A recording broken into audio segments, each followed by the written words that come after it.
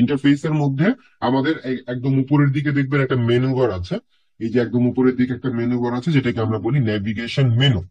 Navigation menu মানে এক জায়গা থেকে আরেক জায়গায় নেভিগেট করে যাওয়া যায়। এই যে একটা অপশন, ধরেন যে ফাইল, ফাইল রিলেটেড যত অ্যাকশন আছে আমরা এইখানে পাবো। এডিট রিলেটেড যত আছে এইখানে পাবো। তারপরে ইমেজ রিলেটেড যত আছে, ইমেজের যত কাজ আছে সেগুলো আমরা এইখানে পাবো। তার মানে একটা অপশন থেকে আরেকটা অপশনে নেভিগেট করা যায়, যাওয়া যায়, পরিবর্তন করে সেই জায়গাটাতে যাওয়া যায়। এই জন্য এটাকে বলা হয় নেভিগেশন মেনু। নতুন ফাইল থেকে শুরু করার জন্য আমরা জাস্ট নিউ ফাইল এটাতে ক্লিক করলেও আমাদের নতুন ডকুমেন্ট আসবে। অথবা নেভিগেশন মেনুর যে ফাইল, ফাইলে ক্লিক করলে এই যে নিউ নামে একটা অপশন আছে, এই নিউ এ গেলে নিউ এ জাস্ট একটা ক্লিক করলেও আমাদের ডকুমেন্ট তৈরির যে অপশন সেটা আমাদেরকে দিয়ে দিবে।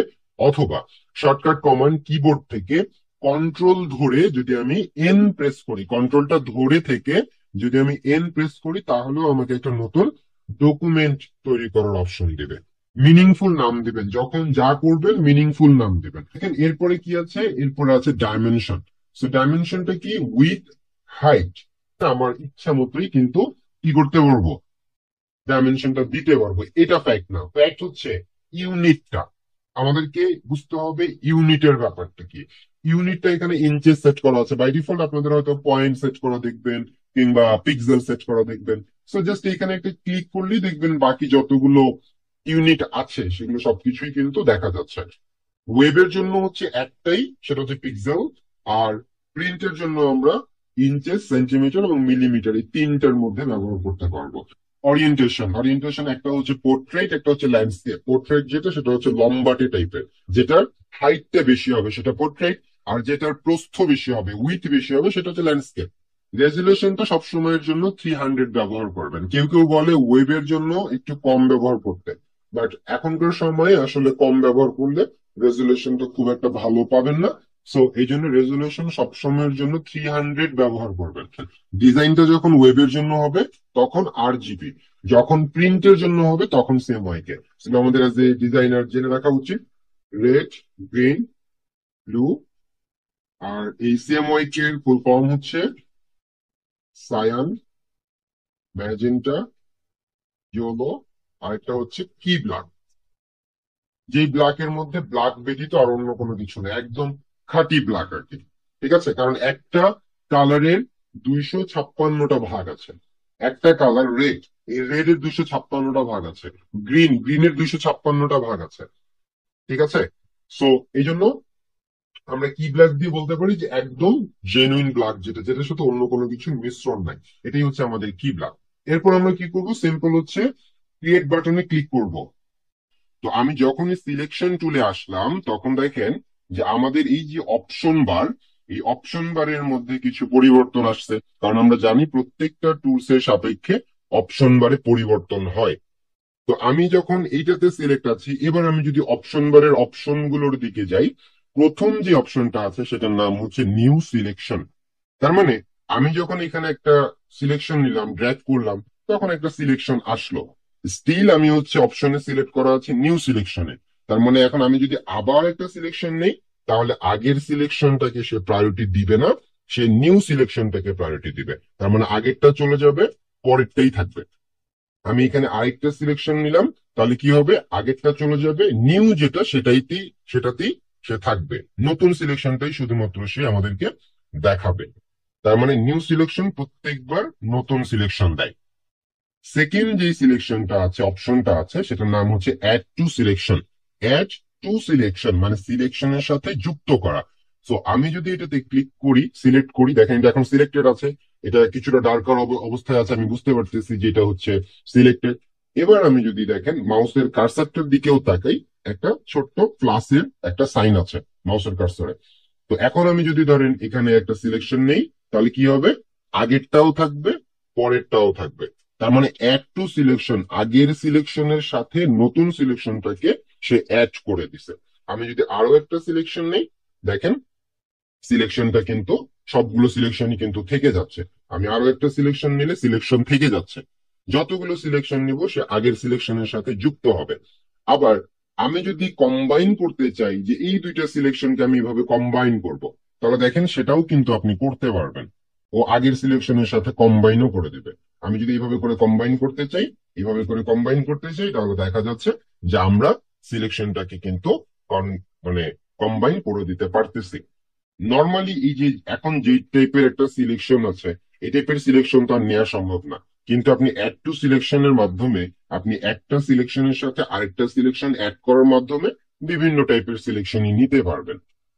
ঠিক আছে, তাহলে এটা আমাদের গেল অ্যাড টু সিলেকশন। তারপরের যে সিলেকশনটা আছে সেটার নাম হচ্ছে সাবট্রাক্ট ফ্রম সিলেকশন। সাবট্রাক্ট মানে আমরা জানি মাইনাস, ফ্রম সিলেকশন সিলেকশন থেকে মাইনাস হবে। মানে আমার একটা সিলেকশন আছে, আমি এখন যতটুকু সিলেকশন নিব সেটা মাইনাস করে দিবে। আমি মাউসের কার্সরটা যদি দেখি, দেখেন এটা একটা মাইনাস সাইনের মধ্যে আছে। এখন আমি যদি এইভাবে করে এতটুকু অংশ সিলেক্ট করি, তাহলে কি করবে, এতটুকু অংশ সে মাইনাস করে দেবে সিলেকশন থেকে। আমি যদি এতটুকু অংশ কিভাবে সিলেক্ট করি, তাহলে যতটুকু অংশ আমি সিলেক্ট করলাম সেটাকে সে মাইনাস করে দিবে। সাবট্রাক্ট ফ্রম সিলেকশন মানে আপনি যদি জাস্ট নামগুলো বুঝার চেষ্টা করেন, তাহলেই বুঝে যাবেন যে এটা দিয়ে আসলে কি কাজ করা যেতে পারে। এরপরে আমাদের 4 নম্বরে যেটা আছে সেটা হচ্ছে intersect with selection. Intersect with সিলেকশনটা কি করবে, কমন এরিয়াটা রাখবে সিলেকশনের মধ্যে, কমন এরিয়া। ধরেন আমাদের এইখানে আমরা আরেকটা সিলেকশন ড্র করলাম, তাহলে নতুন সিলেকশন যেটা নিচ্ছি এবং আগের সিলেকশন যেটা আছে, এই দুইটার মধ্যে কমন কতটুকু জায়গা, এতটুকু জায়গা হচ্ছে আমাদের কমন, রাইট? তো এই যে এতটুকু জায়গা কমন, তো এতটুকু জায়গায় রাখবে, বাকিটা হচ্ছে চলে যাবে। ঠিক আছে, এটা আমাদের ডাবল ক্লিক পড়ে গেছে। আমরা যদি ধরেন যে আবার একটা সিলেকশন নেই, এই যে একটা সিলেকশন নিলাম, আমি হচ্ছে এখানে গেলাম, এই যে এতটুকু জায়গা আমার কমন, এই যে এই জায়গাটুকু আমার কমন, এটাকে আমরা নিলাম, তাহলে দেখেন কমন এরিয়াটুকুই শুধু থাকলো। একটা সিলেকশনের মধ্যে যতটুকু অংশ আমি কমন করতে পারবো ততটুকুই থাকবে, বাকিটা চলে যাবে। এটা হচ্ছে ইন্টারসেক্ট উইথ সিলেকশন। ওকে, আচ্ছা। এবার আমি যদি হচ্ছে পরের সিলেকশনটাতে দেখি ইলিপ্টিক্যাল আছে, আমরা রেক্টেঙ্গুলার দেখলাম যেটা হচ্ছে আপনার একটা স্কোয়ার বক্স করবে। ইলিপ্টিক্যালে যদি যান, দেখেন কোনো পরিবর্তন নেই, সেম জিনিসগুলোই থাকবে। আমি যদি এখানে একটা সিলেকশন নেই, এই যে একটা সার্কেল সিলেকশন হবে। আমি যদি আরেকটা সিলেকশন নিতে চাই, তাহলে আগেরটার সাথে এটা কম্বাইন হবে। আমি যদি আবার একটা নিতে চাই, এইভাবে করে আমি কম্বাইন করতে পারবো। সেম ভাবে মাইনাস করতে চাইলে আমি মাইনাসও করতে পারবো। ঠিক আছে, এইভাবে করে আমি মাইনাসও করতে পারি। এখন এই সিলেকশন গুলো নিয়ে আমরা সাধারণত কি কি কাজ করতে পারি, বা এই সিলেকশন দিয়ে আমরা কি কি করব। আমি ধরেন এখানে একটা সিলেকশন নিছি, নেয়ার পরে আমি এই সিলেক্টেড এরিয়ার মধ্যে কালার অ্যাপ্লাই করতে চাচ্ছি, তাহলে এই সিলেক্টেড এরিয়াটা একটা শেপ হয়ে যাবে, তাই না? সো এখানে আমরা যখনই কোনো সিলেক্টেড এরিয়ার মধ্যে কালার অ্যাপ্লাই করব, তখন এই যে আমাদের লেয়ারের যে সেকশনটা, যেখানে লেয়ার 0 একটা লেয়ার আছে, এখানে আমাদের একটা লেয়ার তৈরি করতে হবে। লেয়ার একটা তৈরি করতে হবে। ধরেন আপনি হচ্ছে একটা পেজ নিছেন, সেই পেজের মধ্যে আপনি টুকরো টুকরো কাগজ দিয়ে কোনো একটা, ধরেন যে অবয়ব তৈরি করবেন, একটা ক্যারেক্টার তৈরি করবেন। তো আপনি বলতেছেন আমার যে পেজটা আছে, সেই পেজের মধ্যেই আমি আহ রং তুলি দিয়ে কালি না বসায়, ওটার সমান করে ছোট ছোট কাগজ কেটে নিই, নিয়ে তারপরে ওই কাগজের উপরে রং করি। তাহলে যদি কোনো জায়গায় আমার ভুল হয়ে যায়, তাহলে ছোট কাগজটা যদি আমি ফেলে দেই, আমার মেইন যে কাগজ সেটা তো ঠিক থাকবে। এখানে হচ্ছে সেম, যে আমি একটা ডকুমেন্ট নিছি, ডকুমেন্টের উপরে আমি কোনো কাজ করব না, আমি এখানে নতুন কাজ করব। তাহলে আমি এখানে নতুন একটা লেয়ার তৈরি করব। সো লেয়ার তৈরি করব কিভাবে, এই যে লেয়ার সেকশনটা, লেয়ার সেকশনের একদম নিচের দিকে দেখবেন কতগুলো আইকন আছে।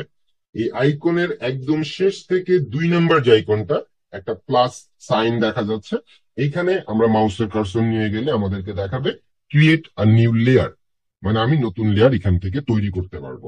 সো আমি যদি এখানে ক্লিক করি, তাহলে দেখেন এখানে নতুন একটা লেয়ার তৈরি হয়ে গেছে।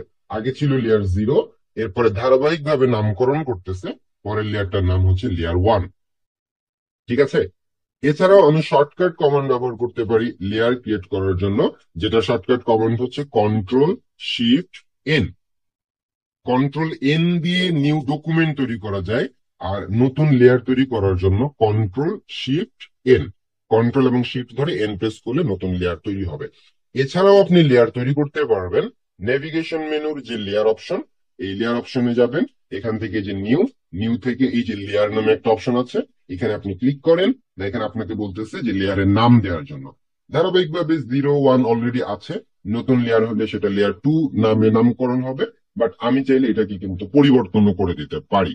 ঠিক আছে, এটাকে আমি নামটাকে চেঞ্জ করে দিতে পারি, তারপর আমি ওকে করে দিলেই এখানে আরো একটা লেয়ার তৈরি হয়ে যাবে। তো আমাদের এই মুহূর্তে আর লেয়ারের দরকার নেই। তো আমি এখানে এই লেয়ারটাকেই রেখে দিলাম। এখন এই লেয়ারের উপরে আমি হচ্ছে কি করব, কালার অ্যাপ্লাই করব। এই সিলেক্টেড এরিয়ার মধ্যে কি কি কালার অ্যাপ্লাই করতে পারি? আমাদের এই টুল সেকশনের একদম নিচের দিকে দেখেন দুইটা কালারের জায়গা আছে। যে দুইটা কালারের জায়গা আছে, এগুলোর প্রত্যেকটার আলাদা আলাদা নাম আছে। উপরের যেই বক্সটা দেখতে পাচ্ছেন এটার নাম হচ্ছে ফরগ্রাউন্ড কালার, এটার নাম হচ্ছে ফরগ্রাউন্ড কালার। নিচেরটার নাম হচ্ছে ব্যাকগ্রাউন্ড কালার। তো এই দুইটা কালার সাধারণত বলতে পারেন কালারের পাত্র, কালারের পাত্র। এখন এমন না যে ফরগ্রাউন্ড কালার স্পেসিফিক কোন একটা জায়গা ছাড়া অ্যাপ্লাই করা যাবে না, ব্যাকগ্রাউন্ড স্পেসিফিক কোন জায়গা ছাড়া অ্যাপ্লাই করা যাবে না, এমনটা না। শুধুমাত্র দুইটা পাত্র আছে, দুইটার দুই ধরনের নাম আছে, একটা ফরগ্রাউন্ড একটা ব্যাকগ্রাউন্ড। আপনি যখন যেখানে খুশি যেটা খুশি সেটাই আপনি ব্যবহার করতে পারবেন। যেমন ব্যাকগ্রাউন্ড কালারের মধ্যে আমাদের যে কালারটা সেট করা আছে সেটাকে যদি আমি এইখানে অ্যাপ্লাই করতে চাই, তাহলে কিবোর্ড থেকে আমাদের শর্টকাট কমান্ড হবে কন্ট্রোল ধরে ডিলিট। কিবোর্ড থেকে কন্ট্রোল ধরে ডিলিট, তাহলে আমাদের ব্যাকগ্রাউন্ডের যে কালারটা এই কালারটা এইখানে অ্যাপ্লাই হয়ে যাবে। দেখেন, কন্ট্রোল ডিলিট প্রেস করলাম, এই যে এই কালারটা আমার এখানে অ্যাপ্লাই হয়ে গেল। আমি যদি মনে করি যে এই কালারটাকে আমি একটু পরিবর্তন করে নিব, আগে ক্লিক করলাম, এখান থেকে আমি কালার ধরেন যে পরিবর্তন করতে পারবো, যে এখানে একটা কালারের বার আছে, সেখান থেকে আমি কালারটাকে পরিবর্তন করে নিতে পারতেছি। এখান থেকে কতটুকু গাঢ় নিব বা কতটুকু লাইট কালার নিব সেটা আমি ডিসাইড করতে পারি। এখান থেকে আমি কালারটা সিলেক্ট করতে পারি কোন কালার নিব, এখান থেকে আমার কালারটা সেট করা যাবে। এবং কালারটা লাইটার হবে নাকি ডার্কার হবে এখান থেকে আমি সেট করে নিব। এই যে নিউ এর জায়গাটাতে কালারটা চেঞ্জ দেখা যাচ্ছে। আমি যদি ওকে করে দেই তাহলে দেখেন আমাদের ব্যাকগ্রাউন্ডে কালারটা চলে আসছে। আমাদের ব্যাকগ্রাউন্ড মানে যে কালারের পাত্রটা আছে সেখানে কালার চলে আসছে। এখন এই কালারটাকে আমি যদি এখানে অ্যাপ্লাই করতে চাই, শর্টকাট কমান্ড বলছি কন্ট্রোল ধরে ডিলিট প্রেস করতে হবে। তাহলে কন্ট্রোল ধরে ডিলিট প্রেস করলেই আমাদের এখানে কালারটা অ্যাপ্লাই হয়ে যাবে। তো এখানে কি সিলেকশনে কি আমরা সবসময় এই ব্যাকগ্রাউন্ডের কালারটাই অ্যাপ্লাই করব? না, আমরা ফরগ্রাউন্ডের কালার চাইলেও অ্যাপ্লাই করতে পারি। ধরেন এখানে সাদা কালার আছে, আমি কালারটাকে আগে পরিবর্তন করে নিই। সিম্পল একটা ক্লিক করলাম, এখানে আমাদের কালার পিকার ফরগ্রাউন্ডের জন্য চলে আসছে। আমি এখান থেকে ধরেন যে এই কালারটা সিলেক্ট করে নিয়ে ওকে দিয়ে দিলাম। তার মানে ফরগ্রাউন্ডের যে পাত্র কালারের সেখানে হচ্ছে আমাদের এই যে বেগুনি টাইপের যে কালার সেটা চলে আসছে। এখন এই কালারটাকে এখানে যদি আমি অ্যাপ্লাই করতে চাই তাহলে আমার শর্টকাট কমান্ড হবে অল্টার ডিলিট। তাহলে ব্যাকগ্রাউন্ডের জন্য কন্ট্রোল ডিলিট, ফরগ্রাউন্ডের জন্য অল্টার ডিলিট। সো আমি অল্টার ডিলিট প্রেস করলাম, দেখেন এই কালারটা আমার এখানে অ্যাপ্লাই হয়ে গেল। এখন যখন আমি কালার অ্যাপ্লাই করে ফেলছি তখন এই যে সিলেকশনটা যে চলতেছে এই সিলেকশনটাকে আমার ডিসিলেক্ট করে দেওয়া দরকার, যে আমি অলরেডি কালার অ্যাপ্লাই করে ফেলছি, আমার আর এখন সিলেকশনের দরকার নাই। তখন আপনি শর্টকাট কমান্ড ব্যবহার করবেন control D, control D, D তে ডিসিলেক্ট হবে আর কি। এবার আমরা এখানে দেখলাম যে কিভাবে হচ্ছে আমরা একটা সিলেকশনের মধ্যে হচ্ছে লেয়ার অ্যাপ্লাই করতে, লেয়ার নিয়ে কালার অ্যাপ্লাই করতে পারি। এবং আমরা দেখেন মুভ টুল দিয়ে কিন্তু এখন এটাকে মুভ করতে পারবো। যে আমি মুভ টুলে গেলাম, এটাকে কিন্তু আমি এখন মুভ করতে পারতেছি। রাইট, এই যে আমি এটাকে মুভ করতে পারতেছি, এই যে মুভ করা যাচ্ছে। তো এখন আমি যদি লেয়ার না নিতাম তাহলে আসলে সমস্যাটা কি হতো? লেয়ারটা যদি আমি না নিতাম, ধরেন যে আমি এখানে একটা সিলেকশন নিলাম, এই যে একটা সিলেকশন নিলাম, এই যে আমি একটা সিলেকশন ধরেন যেটা মাইনাস আছে, তো আমি অ্যাড করলাম, আমি সিলেকশন অ্যাড করলাম এভাবে। এখন এটার মধ্যে আমি কোনো লেয়ার যদি না নিই, লেয়ার না নিয়েই যদি আমি এখানে কালার অ্যাপ্লাই করি তাহলে কি হবে দেখেন, আমি কন্ট্রোল ডিলিট দিলাম, কালার অ্যাপ্লাই হলো। আর ডিসিলেক্ট করার জন্য কন্ট্রোল ডি, তাহলে ডিসিলেক্ট হয়ে গেল, তাই না? তো যখন আমি ডিসিলেক্ট করলাম, এখন আমি যদি মুভ টুলে যাই এবং এটাকে যদি একটু মুভ করতে চাই, যে আমি যে অবজেক্টটা ড্র করলাম সেটাকে আমি একটু মুভ করে উপরে নিচে এই জায়গাগুলোতে আমি দিব, তখন মুভ করতে গেলে কিন্তু দেখেন পুরো লেয়ারটাই আমার মুভ হয়ে যাচ্ছে। ঠিক আছে, পুরো লেয়ারটাই আমাদের কি হচ্ছে, মুভ হয়ে যাচ্ছে। সো এই জন্য আমরা কি করব, প্রত্যেকবার লেয়ার নিয়ে নিব, একটা করে লেয়ার নিয়ে নিব, তাহলে আমাদের অবজেক্টটা ইন্ডিভিজুয়াল একটা অবজেক্ট থাকবে, আমাদের কাজ করতে সুবিধা হবে। এই জন্য আমরা বলি যে অ্যাডোবি ফটোশপ হচ্ছে একটা লেয়ার বেস সফটওয়্যার। এই লেয়ার বেস সফটওয়্যারে প্রত্যেকটা কাজের জন্য আপনার এক একটা করে লেয়ার থাকতে হবে। যদি না থাকে পরবর্তীতে দেখা যাবে যে আপনি ওটাকে মডিফাই করতে গেলে আর মডিফাই করা যাবে না। আমার মনে হচ্ছে যে আমি তো লেয়ার নিতে ভুলে গেছি, আমার তো এটা ভুল হয়ে গেছে, এখন আমি এখানে কিভাবে এটাকে ঠিক করতে পারি? সেই ক্ষেত্রে আমাকে আনডু করতে হবে, মানে আগের অবস্থায় ফিরে আসতে হবে। একটা ভুল করছি, সেই ভুলটা থেকে আমাকে ব্যাক করতে হবে। তো কন্ট্রোল জেড যদি প্রেস করি, দেখেন আগের অবস্থা, এক ধাপ আগের অবস্থায় ফিরে আসছে। মানে যে আমি ডিসিলেক্ট করছিলাম, এটা এখন আবার ওই সিলেক্টেড এরিয়াতে আসছে। আবারও যদি আমি কন্ট্রোল জেড করি, তাহলে কালার অ্যাপ্লাই করার আগের অবস্থায় আসছে।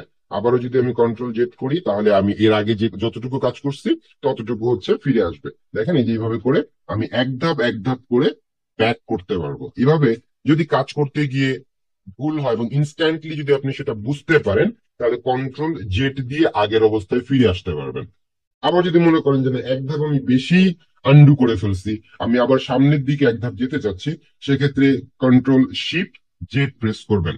কন্ট্রোল শিফট জেড, তাহলে আবার সামনের দিকে এক ধাপ যাবে।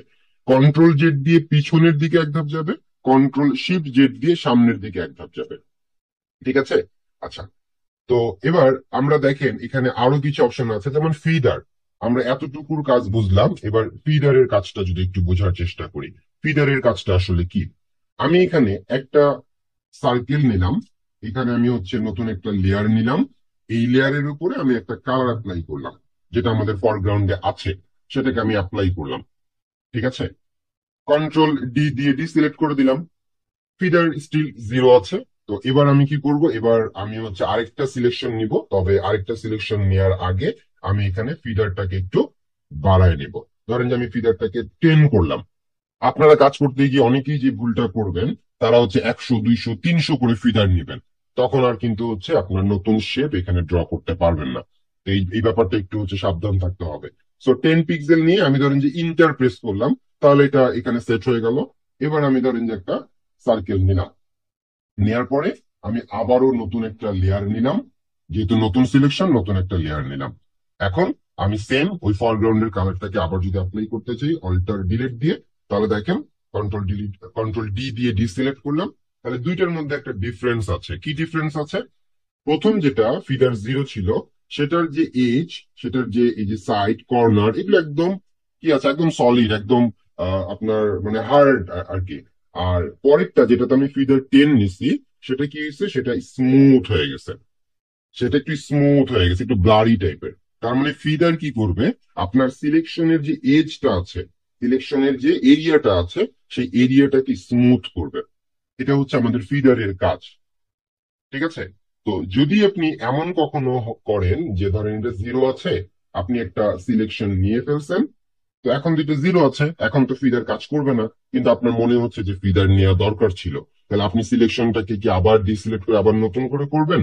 না, আপনি চাইলে এটাকে এখান থেকেই ফিডার বাড়াইতে পারবেন, নিয়ে নিতে পারবেন। কিভাবে? এই যে সিলেক্টেড যে এরিয়াটা, সার্কেলটা, এর উপরে মাউসের রাইট ক্লিক করবেন। রাইট ক্লিক করলে দেখবেন ফিডার নামে একটা অপশন আছে, ফিডার। এই ফিডারে যদি ক্লিক করেন, তাহলে এখানে আপনি ফিডার রেডিয়াস কত দিতে চাচ্ছেন সেটা আপনি দিতে পারবেন। 10 দিয়ে ওকে করে দিলাম, তাহলে এখন কিন্তু এটাতে ফিডার নিয়ে নিছে। স্টিল উপরের যে অপশন বারটা, অপশন বারে কিন্তু ফিডার জিরোই করা আছে, কিন্তু আমি ইন্ডিভিজুয়ালি এইটাকে শুধুমাত্র ফিডার দিছি। আমি যদি আবারও একটা নতুন লেয়ার নেই এবং কালার অ্যাপ্লাই করি, দেখবেন ফিডার কিন্তু পড়ে গেছে, যেখানে আমাদের ফিডার উপরে জিরো ছিল। তো উপরে আমার জিরো আছে, আমি শেপ সিলেকশন করে ফেলছি, তখনও চাইলে আমি আবারও ফিডার এখানে দিয়ে নিতে পারবো। ঠিক আছে? ওকে। এবার এই যে আমরা শেপ গুলো ড্র করলাম, এই শেপ গুলোকে আমি যদি লেয়ারের মধ্য থেকে ডিলিট করতে চাই, যে এই লেয়ারটাকে আমি রাখতে চাচ্ছি না, আমরা লেয়ার তৈরি করা দেখছি, লেয়ারকে ডিলিট করা যদি দেখতে চাই, তাহলে আমরা কি করতে পারি দেখেন, এই লেয়ারটাকে মাউসের লেফট ধরে ড্র্যাগ করে এই যে যেখানে লেয়ার ক্রিয়েট অপশন ছিল, তার ডান পাশে একটা বিন আইকন আছে, ওই বিন আইকনের উপরে যদি ছেড়ে দেন, তাহলে লেয়ারটা ডিলিট হয়ে যাবে। এইটা একটা হতে পারে। আরেকটা হতে পারে, লেয়ারটা সিলেক্ট করে শুধুমাত্র কিবোর্ড থেকে ডিলিট প্রেস করলেও লেয়ারটা ডিলিট হয়ে যাবে। এই লেয়ারটাকে আমি যদি ডিলিট করতে চাই, কিবোর্ড থেকে শুধু ডিলিট প্রেস করলেও লেয়ার ডিলিট হয়ে যাবে। তাহলে আমরা লেয়ার নিতে পারি, লেয়ার ডিলিট করতে পারি। যদি কখনো আমাদের প্রয়োজন হয় যে একটা স্পেসিফিক লেয়ার আমি কপি করব, যেমন এখানে লেয়ার 1 এটা যেটা আছে, আমি চাচ্ছি এই লেয়ারটাকে একটা কপি নিব, যেমন আছে যেভাবে আছে আমি এটি একটা কপি নিব, তাহলে এই যে লেয়ার 1, এটাকে ড্র্যাগ করে নিউ লেয়ারের যে আইকন সেটার উপরে যদি আপনি ছেড়ে দেন তাহলে লেয়ার কপি হয়ে যাবে। ড্র্যাগ করে লেয়ারটাকে ড্র্যাগ করে নতুন যে প্লাস আইকন যেখান থেকে আমরা নতুন লেয়ার তৈরি করি সেটার উপরে ছেড়ে দিলে লেয়ার কপি হবে। যদি শর্টকাট কমান্ড দিয়ে করতে চান তাহলে কিবোর্ড থেকে আমি এটাকে ডিলিট করে দিলাম, এই যে লেয়ার 1 দেখেন, আমি কিবোর্ড থেকে কন্ট্রোল জে প্রেস করলেও লেয়ার কপি হয়ে যাবে। আমি এই সেকশনটাকে একটু সরাই ফেলি, তাহলে আপনাদের লেয়ারটা দেখতে সুবিধা হবে, লেয়ারের প্যালেটটা দেখতে সুবিধা হবে। এই যে দেখেন, ঠিক আছে। সো আমি এই কন্ট্রোল জে দিয়েও কিন্তু লেয়ার কপি করতে পারি। সো দুই ভাবে আমরা লেয়ার তৈরি করতে, লেয়ার কপি করতে পারলাম। আমি আবার এটাকে ডিলিট করে দিয়ে আরেকটা ওয়ে দেখাই। নেভিগেশন মেনুর লেয়ার, লেয়ার থেকে ডুপ্লিকেট লেয়ার, ডুপ্লিকেট লেয়ারে ক্লিক করেন। দেখেন এখানে আপনাকে বলতেছে যে এটার নাম কি হবে, লেয়ার 1 কপি। যদি এটার নাম হচ্ছে লেয়ার 1 তাহলে কপি হলে লেয়ার 1 কপি নামকরণ করতে চাচ্ছেন। সো আমি এটাকে ওকে করে দিলাম। দেখেন এখানে আবারও লেয়ার কপি হয়ে গেছে। তো এখানে আছে দুইটা লেয়ার, বাট আমি দেখতে পাচ্ছি একটা শেপ, একটা শেপ কেন? কারণ হচ্ছে এটা একটার উপরে আরেকটা কপি হয়ে গেছে। আমি মুভ টুল দিয়ে যদি এটাকে একটু মুভ করতে চাই তাহলে দেখেন এটাকে কিন্তু মুভ করা যাচ্ছে। তার মানে এখানে আসলে দুইটা লেয়ার আছে, দুইটা শেপ আছে। তাহলে আমরা লেয়ার কপি, লেয়ার তৈরি, এটার যে তিনটা করে অপশন আছে ফটোশপে, সেই তিনটা করে ফটোশপের অপশনই কিন্তু আমরা দেখে ফেলছি। এরপরে যেই টুল সেটটা আছে এটার উপরে সেম আমি মাউসের রাইট ক্লিক করলে এখানে দেখবেন টোটাল 4টা টুল আছে, যেখানে আপনাদের থাকবে 3টা টুল। আর এটা যেহেতু একদম আপডেট ভার্সন, আপডেট ভার্সনে এখানে হচ্ছে 4টা টুল আছে। ঠিক আছে, সিলেক্ট ব্রাশ টুল, সিলেকশন ব্রাশ টুল, এটা দিয়ে আপনি হচ্ছে কোন একটা স্পেসিফিক জায়গাকে সিলেক্ট করতে পারবেন এইভাবে আর কি, ব্রাশের মতন করে। সো এটা আপনাদের থাকবে না, এটা নিয়ে আপনাদের আসলে আপাতত খুব বেশি টেনশন করারও কিছু নাই। যদি আপডেট ভার্সন পরবর্তীতে ব্যবহার করেন ততদিনে আপনি যখন এই টুলস গুলোর সাথে পরিচিত হয়ে যাবেন তখন যে কোনো নতুন টুলসে আসুক না কেন এটা আপনার জন্য আসলে খুব বেশি কঠিন কিছু হবে না আর কি। ঠিক আছে, আচ্ছা। তো আমি বাকি টুলস গুলো যদি একটু বলি, লেসো টুল, লেসো টুলের কাজ কি? এই লেসো টুলের কাজটা বোঝার জন্য আমরা একটা ইমেজ ওপেন করি। আমি ধরেন যে এই যে ইমেজ, এই ইমেজটাকে এভাবে ড্র্যাগ করে এই যে আমাদের ডকুমেন্ট ট্যাব যেটা আছে এটার উপর এনে ছেড়ে দিব। আমরা এই যে লেয়ার বা হচ্ছে আমাদের ডকুমেন্ট এর উপরে না, ডকুমেন্ট ট্যাব যেটা, আমি প্রথম দিনে কিন্তু এই জন্য এগুলোর সাথে আপনাদের পরিচয় করে দিচ্ছি কোনটার কি নাম।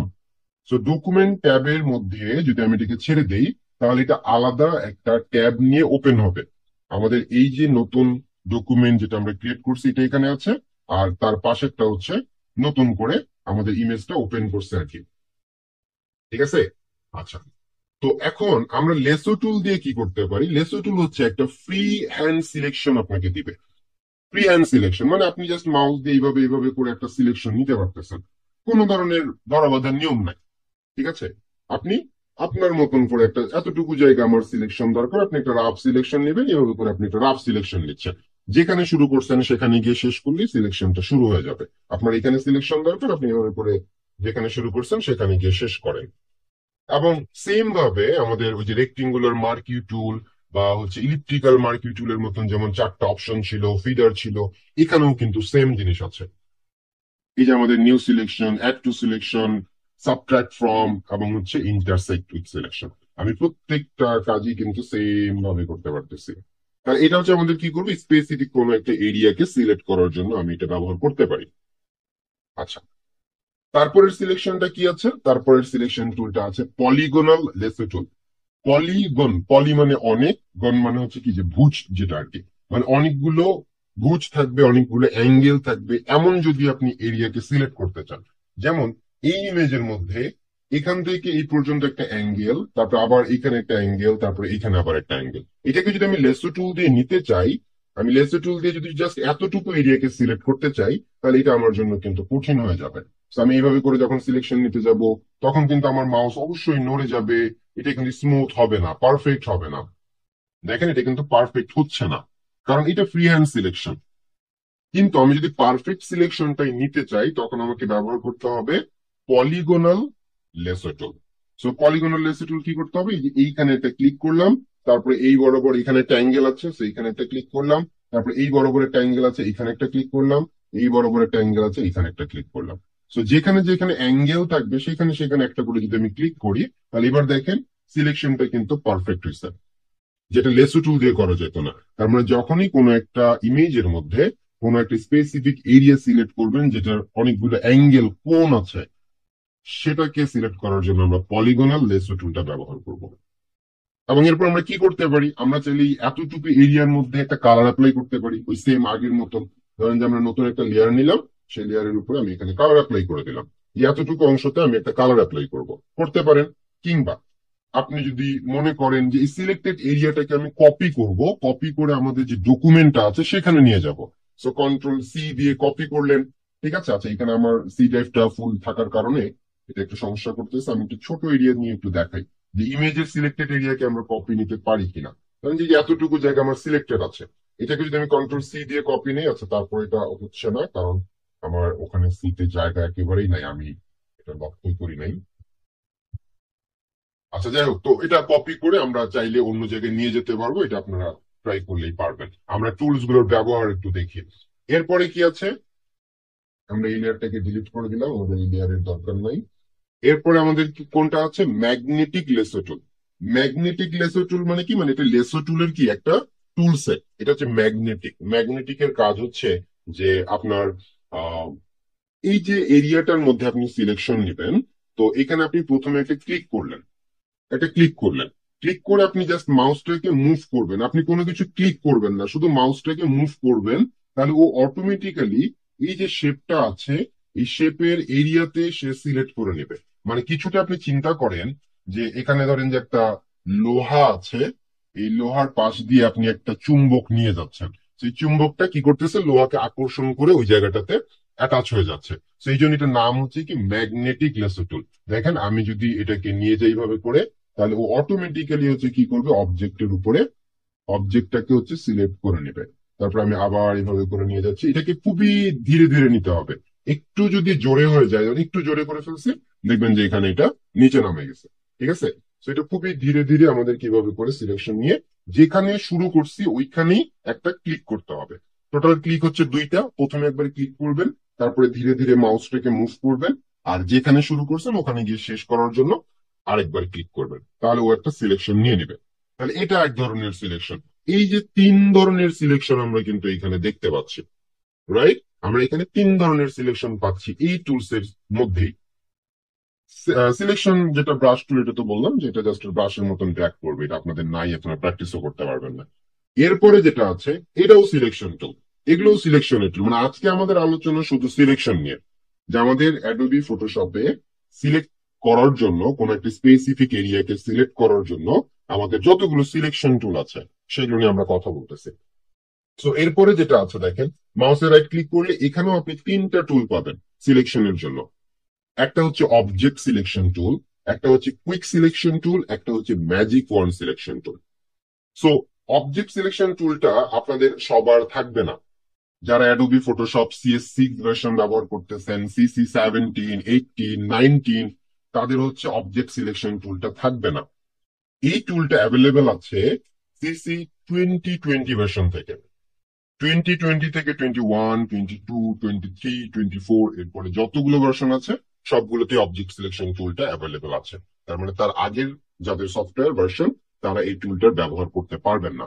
সো আমি কাজটা দেখাই দিই। অবজেক্ট সিলেকশনের কাজ হচ্ছে যে এই যে দেখেন আমাদের মাউসের কার্সারটা একটা বক্সের মতন করে দেখা যাচ্ছে, আমি এখানে জাস্ট মাউসটাকে হোভার করতেছি এই এরিয়াটার উপরে, তবে দেখেন চারপাশ থেকে একটা পিঙ্ক কালারের একটা অবয়ব, একটা শ্যাডো দেখাচ্ছে। মানে ও বুঝাতে চাচ্ছে তুমি কি এই অবজেক্টটাকে সিলেক্ট করতে চাচ্ছ, আমি এটাকে নিয়ে গেলে বলছে তুমি কি এইটাকে সিলেক্ট করতে চাচ্ছ। আমি যদি জাস্ট একটা ক্লিক করি তাহলে ও কিছুক্ষণের মধ্যে এক্সিকিউট করে, জাস্ট একটা ক্লিক করছি, দেখেন সে হচ্ছে আমাকে ওই এরিয়াটাকে সিলেক্ট করে দিচ্ছে। মানে খুব দ্রুত সময়ের মধ্যে আমার ইমেজ থেকে একটা অবজেক্টকে সে সিলেক্ট করতে পারবে। এটা নাম হচ্ছে অবজেক্ট সিলেকশন টুল। যারা 20 ভার্সন ব্যবহার করবেন তাদের ক্ষেত্রে হয়তো এই যে আমার এখানে যেমন পিঙ্ক কালারের একটা অবয়ব দেখা যাচ্ছে, একটা শ্যাডো দেখা যাচ্ছে, এরকমটা আপনার নাও আসতে পারে। যদি না আসে কি করবেন, সিলেক্ট করার জন্য জাস্ট এইভাবে করে একটা বক্স ড্র করবেন, এইভাবে করে একটা বক্স ড্র করবেন, এই বক্সের মধ্যে যতটুকু এরিয়াতে অবজেক্টটা আছে ও অটোমেটিক্যালি সিলেক্ট করে ফেলবে। তাহলে দুই ভাবে করতে পারেন। একটা, আপনি যখন নিয়ে যাচ্ছেন চারপাশ থেকে পিঙ্ক কালারের একটা শ্যাডো দেখা গেলে আপনি ক্লিক করলে হয়ে যাবে, অথবা যে অবজেক্টটাকে আপনি সিলেক্ট করতে চাচ্ছেন সেটাকে জাস্ট হচ্ছে এইভাবে করে একটা বক্সের মতন করে নেন, তাহলে ওই বক্সের মধ্যে যে অবজেক্ট থাকবে সে সিলেক্ট করে ফেলবে। তারপর আপনি কন্ট্রোল সি দিয়ে কপি করতে পারবেন, কন্ট্রোল সি দিয়ে কপি, দেন আপনি এখানে এসে কন্ট্রোল ভি দিয়ে পেস্ট, এটা করা যাবে। ঠিক আছে? আচ্ছা, বা কালার অ্যাপ্লাই করতে পারবেন, নতুন একটা লেয়ার নিয়ে আপনি সেখানে কালার অ্যাপ্লাই করলেন, সেটাও করতে পারেন। তাহলে এই অবজেক্ট সিলেকশন টুলটা হচ্ছে আমাদেরকে দ্রুত সিলেকশন করার জন্য হেল্প করবে। তারপর একটা সিলেকশন আছে কুইক সিলেকশন। তো যতদিনে হচ্ছে আপনার অবজেক্ট সিলেকশন টুল আসেনি, তার আগে আমরা কুইক সিলেকশনটাকে ব্যবহার করতাম দ্রুত সিলেকশনের জন্য। যে টুলটা সবারই অ্যাভেলেবেল আছে, যাদের অবজেক্ট সিলেকশন নাই তাদের মন খারাপ করার কোনো কারণ নাই। কুইক সিলেকশন দিয়েও আমরা খুব দ্রুত সময়ের মধ্যে সিলেক্ট করতে পারবো। এবং এই সিলেকশনের ক্ষেত্রেও এই প্রত্যেকটা টুলস এর ক্ষেত্রেই কিন্তু অপশন গুলো সেম। এই যে চারটা অপশন, এগুলো কিন্তু সেম। আমরা কুইক সিলেকশনে ক্লিক করলাম, এখানেও দেখেন এই যে আপনার new selection, add to selection, তারপর হচ্ছে আপনার সাবট্রাক্ট সিলেকশন, সাথে একটা আছে 200 দিয়ে দেখাচ্ছে একটা সার্কেলের মতো। এটা হচ্ছে যে আপনি এই যে সিলেক্ট যে করবেন, এটা হচ্ছে একটা ব্রাশ বলে এটাকে। সেই ব্রাশের সাইজটাকে আপনি বড় বা ছোট করতে পারবেন।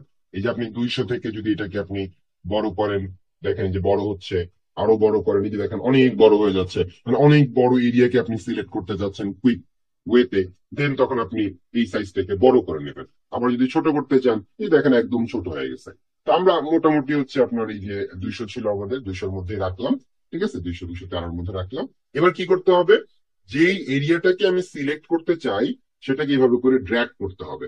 দেখেন ড্র্যাগ করলাম, জাস্ট হচ্ছে ওই এরিয়াটাকে সিলেক্ট করে ফেলছে। এটাকে আমি সিলেক্ট করতে চাই, জাস্ট একটু মাউসের লেফট ধরে ড্র্যাগ করলাম, দেখেন এটাও কুইক সিলেকশন দিয়ে দিচ্ছে, যেভাবে আমাদেরকে অবজেক্ট সিলেকশন টুলটা সিলেকশন দিতে পারতো। সেম ভাবে কিন্তু হচ্ছে আমাদের এই যে এখানে সিলেকশন দিয়ে দিচ্ছে, দেখেন আমরা সিলেকশন করে ফেলতে পারতেছি। কুইক সিলেকশন নামই বলে দিচ্ছে কি কাজ করবে, দ্রুত সিলেকশন করে দিবে। ঠিক আছে, কন্ট্রোল ডি দিয়ে আমরা এটাকে ডিসিলেক্ট করলাম। এরপরে লাস্ট যেটা আমাদের আজকের আলোচনা, সেটা হচ্ছে ম্যাজিক ওয়ান টুল। সো ম্যাজিক ওয়ান টুলটা কি, এটা একটা জাদুর লাঠি, জাদুর ব্যাপার। সো এটা দিয়ে কি করবে, আপনি যখন ক্লিক করবেন তখন ও এক জাতীয় যতটুকু কালার মনে করবে যে এটা একই টাইপের কালার, সে এক ক্লিকেই ততটুকু এরিয়াকে সিলেক্ট করবে। আমি এখানে ক্লিক করলে এখানে যতটুকু এরিয়াকে সে মনে করতেছে যে কালারটা সেম কালার, সে ততটুকু অংশকে সিলেক্ট করতেছে। আমি এখানে ক্লিক করলে দেখেন সাদা এরিয়া, সে যতটুকু ভাবতেছে যেটা পুরোটাই সাদা কালার, ততটুকুকে সে সিলেক্ট করছে।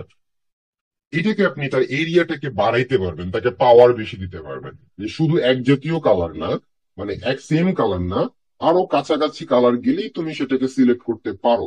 সেক্ষেত্রে টলারেন্স নামে একটা অপশন আছে, অপশন বারে এটাকে বাড়ায় দিতে হবে। আমি কন্ট্রোল ডি দিয়ে আগে ডিসিলেক্ট করে নিলাম। দেখেন আমি এখানে ক্লিক করলে এতটুকু জায়গা সিলেক্ট হচ্ছে। বাট যদি আমি টলারেন্স এখানে 10 থেকে 100% পর্যন্ত করা যাবে। তো আমি যদি ধরেন 50% করে ইন্টার দিই, তার মানে এখানে আমি টলারেন্সটাকে 50 করলাম। এইবার যদি আমি ক্লিক করি, তাহলে দেখেন কতটা এরিয়া সে সিলেক্ট করে ফেলতে পারছে এক ক্লিকে।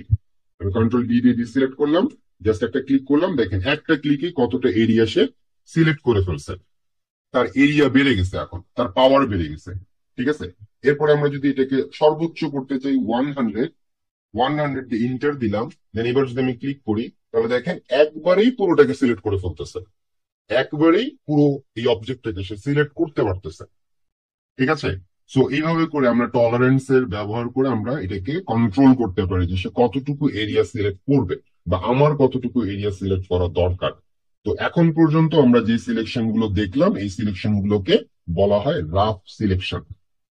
এটা দিয়ে আমরা ধরেন যে কখনো দ্রুত একটা এরিয়ার সিলেকশন নিতে চাচ্ছি, একটা ইমেজের সিলেকশন নিতে চাচ্ছি, তখন আমাদেরকে এই রাফ সিলেকশনের যে টুল গুলো আছে এগুলো ব্যবহার করতে হয়।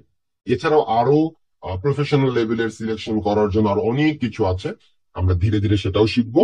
বাট এখন পর্যন্ত আমরা যে চারটা দেখলাম, এখানে যে তিনটা, এবং তিনটার মধ্যে আবার প্রত্যেকটাতে আবার অনেকগুলো টুল সেট আছে।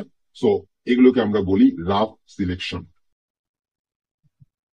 তো এখানে আমরা এই টুলটা নিয়ে কাজ করার জন্য দেখেন আমরা মাউসের রাইট ক্লিক করলাম, এখানে টোটাল হচ্ছে আমার এখানে 6টা টুল আছে, আপনাদের এখানে 5টা টুল থাকবে। রিমুভ টুল, এটা হচ্ছে একেবারে নতুন ভার্সনের সাথে দেয়া একটা টুল, এটা 24 ভার্সনে এটা দেওয়া হয়েছে, এবং সম্ভবত এটা প্রিমিয়াম ভার্সন ছাড়া ফ্রি ভার্সনে পাবেনও না। তো এটা হচ্ছে একটা কি এআই আর কি, আর্টিফিশিয়াল ইন্টেলিজেন্স এর ইন্টিগ্রেশন। অর্থাৎ আপনি এআই এর সাহায্যে কোনো কাজ করতে চাইলে সেটা আপনি করতে পারবেন। তারপর আমি দেখানোর চেষ্টা করব।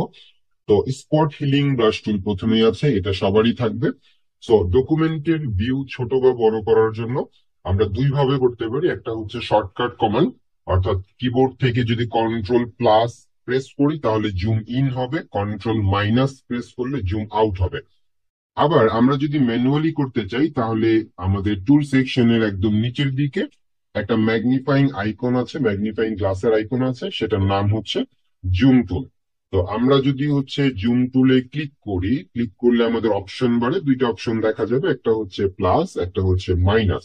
তো এই মুহূর্তে আমার যেহেতু প্লাস সিলেক্ট করা আছে, আমি যদি এখন ক্লিক করি তাহলে এটা জুম ইন হবে, এভাবে করে জুম ইন হবে। যদি আমি মাইনাসটা সিলেক্ট করে ক্লিক করি তাহলে এটা জুম আউট হবে। আমরা চলে যাব হচ্ছে এই যে হিলিং ব্রাশ টুলে, এবং প্রথম যে টুলটার নাম হচ্ছে স্পট হিলিং ব্রাশ টুল। তো এর নাম যেহেতু স্পট হিলিং ব্রাশ টুল, তার মানে এ হচ্ছে ফেসের মধ্যে কিছু স্পটকে হিল করতে পারবে। করতে হবে প্রথমে হচ্ছে আমরা এটাকে একটা ক্লিক করি, যে লক আইকনের উপরে ক্লিক করলে এটা আনলক হয়ে যাবে, এবং এরপরে এই লেয়ারের একটা কপি আমরা করে রাখবো, অর্থাৎ এই ইমেজের একটা কপি করব, ডুপ্লিকেট করব। তো আমরা ইমেজ কপি বা ডুপ্লিকেট করার জন্য গত ক্লাসে বলেছিলাম যে আমাদের শর্টকাট কমান্ড হচ্ছে কন্ট্রোল জে। তো ইমেজ এডিটিং নিয়ে কাজ করব, তখন অবশ্যই আমরা ইমেজের যে লেয়ার, সেই লেয়ারের একটা কপি নিয়ে নিব। এই যে spot healing brush tool select করা আছে, এখানে আমরা শুধুমাত্র একটা করে ক্লিক করব। তাহলে কি হবে, আমাদের এখান থেকে স্পট গুলো রিমুভ হয়ে যাবে, এবং এখানে হচ্ছে আমাদের ব্রাশের একটা আইকন দেখা যাচ্ছে। তার পাশেই একটা ছোট্ট ডাউন অ্যারো আইকন, সেই আইকনে যদি আমি ক্লিক করি তাহলে এই জায়গাটাতে আছে সাইজ। তো আমি আমার পছন্দ মতন সাইজটাকে ছোট বা বড় করে নিতে পারবো। আমি এটাকে সর্বোচ্চ 5000 পিক্সেল পর্যন্ত বড় করতে পারবো, আবার ছোট করার ক্ষেত্রে আমি 1 পিক্সেল পর্যন্ত ছোট করতে পারি।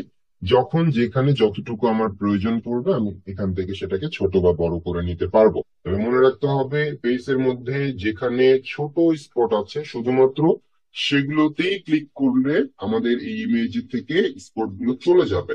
কিন্তু বড় কোনো ড্যামেজ যদি থাকে, যেটা কোনো আসলে ছোট স্পট না, এগুলো যেমন এখানে আমাদের অনেক অনেক ছোট স্পট আছে, আমরা যদি আরেকটু জুম ইন করে নেই, এখানে আমাদের অনেকগুলো ছোট ছোট স্পট আছে।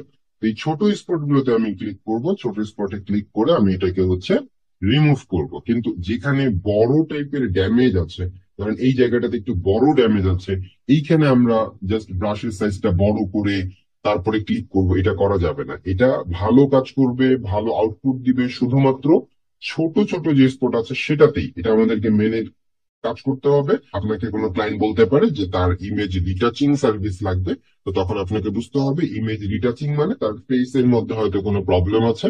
তো এই যে আমাদের এখানে রিমুভ টুল সেট করা আছে, এখন আমি ধরেন এই যে এখানে একটা স্পট আছে, সেখানে জাস্ট আমি যদি একটু ড্র্যাগ করি তাহলে দেখা যাবে যে এটা অটোমেটিক্যালি এক্সিকিউট করবে এবং এইখান থেকে স্পটটাকে রিমুভ করে দিবে।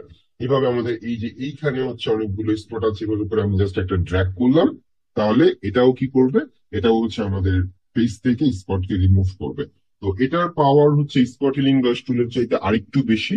স্পট হিলিং ব্রাশ টুলে আমরা একটা করে ক্লিক করতাম, বাট এটা কিন্তু আমরা এইভাবে ড্র্যাগ করে অনেকটা এরিয়া একসাথে কাজ করতে পারবো। তো এটা আমাদের করবে কি, কাজের গতিটাকে বাড়াবে, আমরা অল্প সময়ের মধ্যে অনেক কাজ করতে পারবো, যেহেতু এটা হচ্ছে আমাদের এই একটা ড্র্যাগ করেই অনেকটা এরিয়া জুড়ে হচ্ছে আমরা এটাকে নিয়ে কাজ করতে পারি। সেম ভাবে আমরা স্পট হিলিং ব্রাশ টুলে সাধারণত ছোট ছোট স্পট নিয়ে কাজ করতাম, কিন্তু রিমুভ টুলে আমাদের সুযোগ আছে, আমরা যেখানে বড় ড্যামেজ আছে সেগুলোকেও আমরা কাজ করতে পারি, সেগুলো আমাদের হচ্ছে এখানে কাজ করবে। এখানে আমাদের ইমেজের কোয়ালিটি বা ইমেজের যে ফেসের যে অবস্থা, স্কিনের যে অবস্থা, সেটাকে নষ্ট করবে না। এরপরে 3 নম্বর যেটা, সেটা হচ্ছে হিলিং ব্রাশ টুল। সো স্পট হিলিং, তারপরে হিলিং, এই হিলিং ব্রাশ টুল আপনাদের সকলেরই থাকবে। তো স্পট হিলিং ব্রাশ টুলটা কি করে, স্পট হিলিং ব্রাশ টুলটা জাস্ট এক জায়গায় ক্লিক করলে সেটা আপনার স্পটকে রিমুভ করতে পারে। আর হিলিং ব্রাশ টুলটা কিছুটা রিমুভ টুলের মতন। রিমুভ টুল যেমন অটোমেটিক্যালি হচ্ছে কোনো একটা জায়গার ড্যামেজ কে রিমুভ করতে পারে, ড্যামেজ কে ঠিক করতে পারে, হিলিং ব্রাশ টুলটা অটোমেটিক্যালি করে না, ওটাকে ম্যানুয়ালি করতে হয়। হিলিং ব্রাশ টুল করে কি, যে স্কিনের মধ্যে ভালো যে জায়গাটা আছে, ভালো জায়গা থেকে সোর্স কপি করে যে জায়গাটা ড্যামেজ সেই জায়গাটাতে রিপ্লেস করে। অর্থাৎ ফেসের এই জায়গাগুলো ধরেন যে ভালো, এখানে কোনো ধরনের স্পট নেই, সো এইখান থেকে স্কিনটাকে কপি করে আমি এইখানে স্কিনটাকে রিপ্লেস করে দিব। এটাই হচ্ছে কাজ, এটাই হচ্ছে ম্যানুয়ালি আমরা করতেছি। যতটা কাছাকাছি থেকে স্ক্রিন আপনার হচ্ছে স্কিন আপনার হচ্ছে কপি নেওয়া যায়, তো আমি দেখতে পাচ্ছি এই জায়গাটা ভালো, তাহলে এইখান থেকে আমি কপি নিব। কপি নেওয়ার জন্য কি করব, আমি ব্রাশ সাইজটাকে ধরেন যে আরেকটু বড় করে নিলাম। তারপরে এইটাকে কপি নেওয়ার জন্য কিবোর্ড থেকে অল্টার প্রেস করব। কিবোর্ড থেকে যখনই আমি অল্টার ধরবো, তখন দেখেন আমি স্টিল অল্টার ধরে আছি। সো অল্টার ধরে থাকা অবস্থায় মাউসের যে কার্সরটা, সেটা একটা টার্গেট পয়েন্টের আইকনে কনভার্ট হয়ে গেছে। তো যখনই আমি অল্টার ধরবো তখনই এরকম টার্গেট পয়েন্টের মতন কার্সর হবে। তো এই অবস্থায় আমি শুধুমাত্র মাউস থেকে মাউসের যে লেফট যেটা, এই লেফটটা ক্লিক করব। যখন আমি মাউসের লেফট ক্লিক করলাম, তার মানে হচ্ছে আমার কার্সরে এই সোর্সটা কপি হয়ে গেছে। এখন আমি অল্টারটা ছেড়ে দিতে পারবো। যতক্ষণ পর্যন্ত কপি না করব ততক্ষণ পর্যন্ত ছাড়া যাবে না। অল্টার ধরবো, তারপরে মাউসের লেফট ক্লিক করব, তাহলে আমাদের এই সোর্সটা কপি হবে। তারপরে আমি যদি এইখানে ধরেন যেভাবে করে ড্র্যাগ করে দেই, তাহলে কিন্তু এই জায়গাটা রিপ্লেস হয়ে যাবে কার সাপেক্ষে, এইখানের যে স্ক্রিন আছে সেটার সাপেক্ষে। সেম ভাবে আমি যদি এইখান থেকে স্ক্রিনের যে কপি, সোর্স নেই, অল্টার ধরে কপি করলাম, দেন হচ্ছে আমি এখান থেকে এটাকে এইভাবে করে রিপ্লেস করে দিতে পারি। আমি বেশ কয়েকবার সোর্স কপি নিয়ে তারপরে কাজ করতে পারি। ঠিক আছে, যতক্ষণ আমার মনে হবে যে পারফেক্ট হচ্ছে না, আমি অল্টার ধরে আবারও সোর্স কপি নিয়ে এই জায়গাতেও আমি রিপ্লেস করলাম। প্যাচ টুল এবং তারপরে আছে কন্টেন্ট আওয়ার টুল। এই প্যাচ টুল এবং কন্টেন্ট আওয়ার টুল দুইটাই হচ্ছে একই কাজ করে, কিন্তু প্যাচ টুলের চাইতে কন্টেন্ট আওয়ার মুভ টুল যেটা, এটার পারফরমেন্স আরো ভালো থাকে, আউটপুটটা আরো ভালো হয়। প্যাচ টুল এবং কন্টেন্ট আওয়ার টুলের কাজ একই, কিন্তু ভালো পারফরমেন্স পাওয়া যায় কন্টেন্ট আওয়ার মুভ টুলে। আচ্ছা, এটার কাজ কি? এটার কাজ হচ্ছে অবজেক্টকে রিমুভ করা। তো আমরা এই অবজেক্টটাকে যদি রাখতে না চাই, তখন আমরা ব্যবহার করব প্যাচ টুল অথবা কন্টেন্ট আওয়ার টুল। সো প্যাচ টুল যদি আমি ব্যবহার করতে চাই, দেখেন প্যাচ টুল সিলেক্ট করলাম। সিলেক্ট করার পরে আমি এইভাবে লেসো টুল দিয়ে যেভাবে ফ্রি হ্যান্ডে সিলেকশন নেওয়া যেত, আমি সেম ভাবে একটা সিলেকশন নেব। প্যাচ টুলে থাকা অবস্থায় প্যাচ টুল দিয়েই লেসো টুলের মতন সিলেকশন নেওয়া যাবে। প্যাচ টুলে গিয়ে আমি হচ্ছে একটা রাফ সিলেকশন নিলাম মাউস দিয়ে যতটা সম্ভব। সো এরপরে কি করতে হবে, দেখেন প্যাচ টুলে আপনি যদি মাউসের কার্সরটার দিকে লক্ষ্য করেন, আমি যখন সিলেকশনের মধ্যে মাউসের কার্সরটা নিয়ে যাচ্ছি, তখন কিন্তু একটা অ্যারো চিহ্ন দেখাচ্ছে। তার মানে এই টুলটা আপনাকে বোঝানোর চেষ্টা করতেছে যে আপনি কোন একটা দিকে মুভ করান আপনার এই সিলেকশনটাকে। তো আমরা এই পাশে তো মুভ করাতে পারবো না, কারণ এখানে আমাদের ইনাফ স্পেস নেই। তো আমরা কি করলাম, আমরা ধরেন যে লেফটে মুভ করলাম। তো লেফটে মুভ করলে কি হবে, লেফটে যেখানে আমরা মুভ করব সেখান থেকে সোর্স কপি নিয়ে সে হচ্ছে ওই অবজেক্টের জায়গাটাকে কি করবে, আপনার রিপ্লেস করার চেষ্টা করবে, যেন মনে হয় যে এখানে আসলে কোনো অবজেক্ট ছিলই না। এখানে আশেপাশের যেই আপনার স্পেস, সেই স্পেসটাকে সেইখানে পেস্ট করার চেষ্টা করবে, তাহলে অবজেক্টটা চলে যাবে আর কি। তো এরপর আমি যদি ডিসিলেক্ট করার জন্য কন্ট্রোল ডি প্রেস করি, তাহলে দেখেন অবজেক্টটা কিন্তু আর এখানে নেই। কিন্তু এখানে একটা শ্যাডো দেখা যাচ্ছে, যে এখানে একটা অবজেক্ট ছিল, সেই অবজেক্টটাকে রিমুভ করার পরে এখানে একটা শ্যাডো দেখা যাচ্ছে। তো আসলে আমরা যখন প্যাচ টুল দিয়ে কাজ করব, তখন ওই যে বললাম আউটপুট অত ভালো আসবে না। ঠিক আছে, এর চাইতে বেটার যদি আমি কাজ করতে চাই, সেক্ষেত্রে আমাকে যেটা ব্যবহার করতে হবে সেটার নাম হচ্ছে কন্টেন্ট আওয়ার টুল। কন্টেন্ট আওয়ার মুভ টুল দিয়ে আমি সেম কাজ করবো, এইভাবে করে সিলেকশন নিব। ফ্রি হ্যান্ডে একটা সিলেকশন নিব, যতটুকু জায়গায় আমার অবজেক্টটা আছে আমি সেখানে হচ্ছে সিলেকশন নেওয়ার চেষ্টা করব, যতটা কাছাকাছি যতটা ভালোভাবে নেওয়া যায়। তো আমি সিলেকশনটা নিয়ে নিলাম। এরপরে কি করতে হবে, এরপরে চলে যাবেন নেভিগেশন মেনুর এডিটে। এডিট থেকে এখানে আছে অপশন কন্টেন্ট অ্যাওয়ার ফিল। এই কন্টেন্ট অ্যাওয়ার ফিলে যদি আমি ক্লিক করি, আমার এখানে একটা পপ আপ ওপেন হবে, যে দেখেন একটা প্রিভিউ আমাকে দেখাচ্ছে যে কন্টেন্ট অ্যাওয়ারে আমাদের যে অবজেক্টটা ছিল সে অবজেক্টটাকে রিমুভ করে দিছে। দেখেন অবজেক্টটাকে রিমুভ করে দিছে। তো আমি এখানে কিছুই করব না, জাস্ট হচ্ছে অ্যাপ্লাই এ ক্লিক করব এবং ওকে তে ক্লিক করব। অ্যাপ্লাই এবং ওকে তে যদি আমি ক্লিক করি, তাহলে দেখেন কন্ট্রোল ডি দিয়ে ডিসিলেক্ট করলাম, আগে যতটা শ্যাডো ছিল এখন কিন্তু ততটা শ্যাডো এখানে নেই। তার মানে আগের চাইতে এখন আউটপুটটা আরেকটু ভালো হচ্ছে। ঠিক আছে, আচ্ছা আমি কন্ট্রোল জেড দিয়ে আমি আবারও আগের অবস্থায় ফিরলাম। আমরা যখন কন্টেন্ট আওয়ার টুল দিয়ে এই যে সিলেকশনটা নিলাম, আমরা যখন কন্টেন্ট আওয়ার দিয়ে যেভাবে করে সিলেকশনটা নিচ্ছি, আমরা এই যে এখানে আমি আরেকবার সিলেকশন নিচ্ছি কন্টেন্ট আওয়ারে থাকা অবস্থায়। সো এই যে এখানে আমি একটা সিলেকশন নিলাম। আমরা যখন এডিটে, নেভিগেশন মেনুর এডিটে যাব, এডিট থেকে কন্টেন্ট আওয়ার ফিল্ড খুঁজবো, তো আগের ভার্সন যারা ব্যবহার করেন ফটোশপ CS6 বা CC19, 17, 18, তাদের ক্ষেত্রে হয়তো বা এরকম কন্টেন্ট আওয়ার ফিল্ডটা পাওয়া যাবে না। তো তারা কিভাবে কাজটা করবেন? তারা করবেন হচ্ছে এই যে ফিল অপশনে যাবেন। যাদের কন্টেন্ট আওয়ার ফিল আছে তারা কন্টেন্ট আওয়ার ফিলেই যাবেন। যাদের কন্টেন্ট আওয়ার ফিলটা থাকবে না, অর্থাৎ যারা আগের ভার্সন ব্যবহার করছেন, CS6 কিংবা CC17, 19, এই ভার্সন গুলোতে যদি কন্টেন্ট আওয়ার ফিলটা না দেখতে পান, তাহলে চলে যাবেন ফিলে।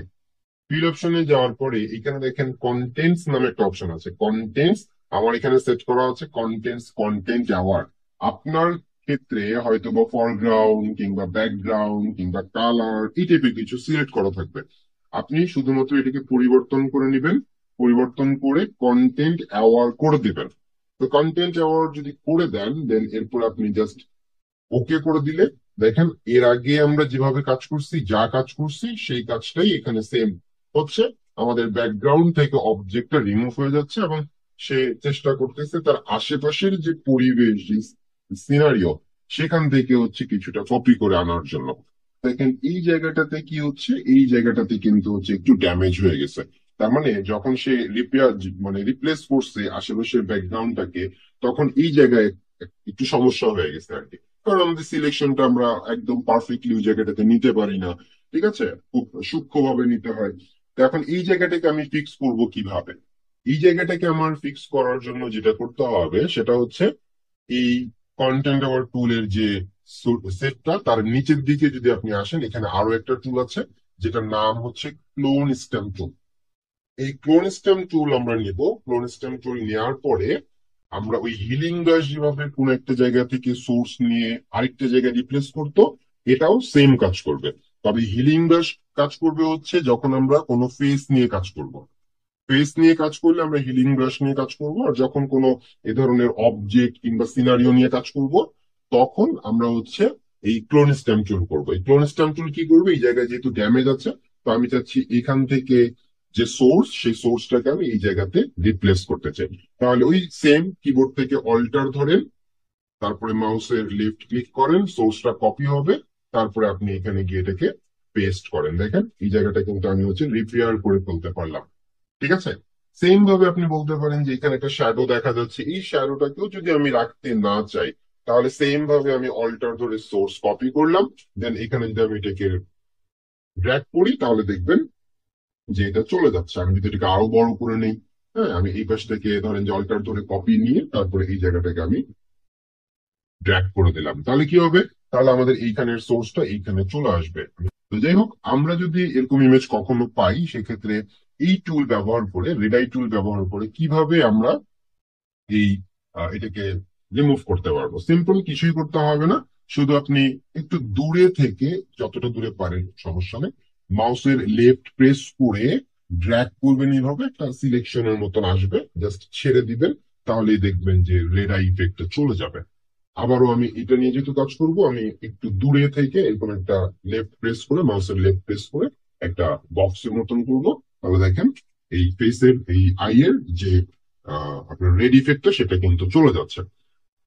এটার জন্য শর্ত হচ্ছে, আমি আবার কন্ট্রোল Z দিয়ে আগের অবস্থায় ফিরে গেলাম। এটার জন্য শর্ত হচ্ছে অবশ্যই একটু দূরত্বে এটা কাজ করা, এভাবে একটু দূরত্বে করা। আপনি যদি মনে করেন যে শুধুমাত্র চোখের এতটুকু জায়গায় এটা আমার ফিক্স করতে হবে, তাহলে আমি একদম কাছে থেকে নেই। আমি যদি এতটুকু জায়গা নেই, তাহলে কিন্তু দেখেন প্রপারলি এটা কাজ করতেছে না। আমি যদি এবার কাছে থেকে নেই, প্রপারলি কাজ করবে না। এবং আপনি যদি বারবার এটা করতে যান, তাহলে কিন্তু এখানে এটা কাজ তো করবেই না, বরঞ্চ হচ্ছে এই এইখানে হচ্ছে কোয়ালিটি নষ্ট হয়ে যাবে। দেখেন পারফেক্টলি কিন্তু কাজ করে নাই, আমাদের এখানে পুরো চেঞ্জ হয়ে গেছে। তার মানে শর্ত হচ্ছে বড় করে নিতে হবে। তো একবার আপনি ছোট করে নিয়ে প্রবলেম করে ফেলছেন, তারপরে যদি বড় করে নেন, তখন কিন্তু আর কাজ করবে না। তো প্রথমেই শর্ত হচ্ছে এটাকে বড় করে নিতে হবে। কালার কিভাবে আমি আরেকটু উজ্জ্বল করতে পারি, কিভাবে আমি আরেকটু সুন্দর করতে পারি, তো এটা করার জন্য আমাদের কয়েকটা মেথড আছে। তো একটা মেথড হচ্ছে ইমেজের ব্রাইটনেস এবং কন্ট্রাস্ট কে বাড়ানো। ইমেজের ব্রাইটনেস এবং কন্ট্রাস্ট কে বাড়ানো হচ্ছে একটা মেথড। তো সেটা করার জন্য কি করতে হবে, আপনি এই যে লেয়ার সেকশনের একদম নিচের দিকে দেখবেন যে এই একটা ছোট্ট সার্কেল আছে, অর্ধেক পূর্ণ একটা সার্কেল আছে। এই সার্কেলটাকে, এই অপশনটাকে বলা হয় অ্যাডজাস্টমেন্ট লেয়ার। মানে যখন আমরা ইমেজের মধ্যে কোনো অ্যাডজাস্টমেন্ট করি, তখন এইখান থেকে আমরা সেই অপশনগুলো সিলেক্ট করি। এই জন্য এটার নাম হচ্ছে অ্যাডজাস্টমেন্ট লেয়ার। আমরা একদম শেষে যে বিনের পাশে আমরা কি করি, আমরা লেয়ার নেই, শুধু লেয়ার। ওটা হচ্ছে আমাদের শুধু লেয়ার। আর এটা হচ্ছে অ্যাডজাস্টমেন্ট লেয়ার, যেখানে আমরা ধরেন যে ইমেজের কালার অ্যাডজাস্ট করবো কিংবা অন্য কোনো কিছু অ্যাডজাস্ট করবো আর কি। তো আমরা অ্যাডজাস্টমেন্ট লেয়ারে ক্লিক করলে এখানে অনেক কিছু আছে, অনেক অপশন আছে। তো আমরা ইমেজের ক্ষেত্রে ব্যবহার করি ব্রাইটনেস এবং কন্ট্রাস্ট। সো ব্রাইটনেস এবং কন্ট্রাস্টে ক্লিক করলে দেখবেন যে আমাদের প্রপার্টিসটা ওপেন হয়ে গেছে। মানে এখানে আমি ব্রাইটনেস এর যে স্লাইড সেটা পাচ্ছি, সেখান থেকে আমি কিন্তু হচ্ছে ব্রাইটনেস বাড়াতে এবং কমাতে পারি।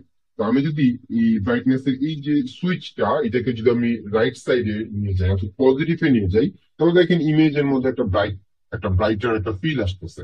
অর্থাৎ ইমেজের উজ্জ্বলতা বাড়বে, ইমেজটা উজ্জ্বল হবে। যদি কন্ট্রাস্টের কথা বলেন, কন্ট্রাস্ট হচ্ছে তার বিপরীত। কন্ট্রাস্ট যদি আপনি বাড়ান, তাহলে দেখবেন যে ইমেজের যে জায়গাটাতে হয়তো বা লাইট কম আছে, সেটাকে সে আরো বেশি ডার্কার করে দেবে। তো আমরা এখানে অ্যাডজাস্ট করতে পারি যে কোন অবস্থায় থাকলে আমাদের ইমেজটা ভালো লাগতেছে। ওকে, আচ্ছা। এরপরে এই অ্যাডজাস্টমেন্ট লেয়ারে আর অনেক কিছু আছে, যেমন লেভেল, কার্ভস। এই দুটাও হচ্ছে আমাদের ব্রাইটনেস এবং কন্ট্রাস্টের জন্য খুবই ইম্পর্টেন্ট। ধরেন আমরা লেভেলে সিলেক্ট করলাম। লেভেলের কাজ হচ্ছে, আপনি যদি একদম খুব সহজে মনে রাখতে চান, লেভেল হচ্ছে আলোর যে লেভেলটা আছে সেটাকে সে কাজ করবে। ধরেন ইমেজের মধ্যে অন্ধকার ভাব যদি থাকে, তাহলে সে অন্ধকারের লেভেলটাকে বাড়ায় দিবে। তার মানে কালো, অন্ধকার মানে কালো, সে কালোকে আরো কালো করবে, সাদাকে আরো সাদা করবে। কারণ কালো মানে অন্ধকার, অন্ধকারের লেভেলকে বাড়াবে। সাদা, সাদা মানে উজ্জ্বল, লাইট, সো লাইটের লেভেলকে বাড়াবে। তো আমরা যদি এখান থেকে ধরেন একটু দেখি, দেখেন যেখানে অন্ধকারচ্ছন্ন ছিল, অর্থাৎ এই যে হিয়ারের বা এই জায়গাটাতে, ঘাড়ের এই জায়গাটাতে অন্ধকারচ্ছন্ন, সেটাকে আরো বেশি অন্ধকার করে দিচ্ছে। যেখানে একটু ধরেন যে তার হেয়ারটা হচ্ছে একটু গোল্ড টাইপের কালার ছিল, গোল্ডেন টাইপের কালার ছিল, তো সেইটাকে আরেকটু সে স্যাচুরেট করতেছে, ঠিক আছে, আরেকটু উজ্জ্বল করে দিচ্ছে। তো আমি এভাবে করে হচ্ছে ফেসটাকে আমি যেখানে যতটুকু দরকার হবে আমি এখান থেকে অ্যাডজাস্ট করতে পারি। দেখেন, যেখানে যতটুকু, আমি যদি অতিরিক্ত করে ফেলি তাহলে ফেসে এত বেশি লাইট চলে আসবে যে ফেসটাই নষ্ট হয়ে যাবে।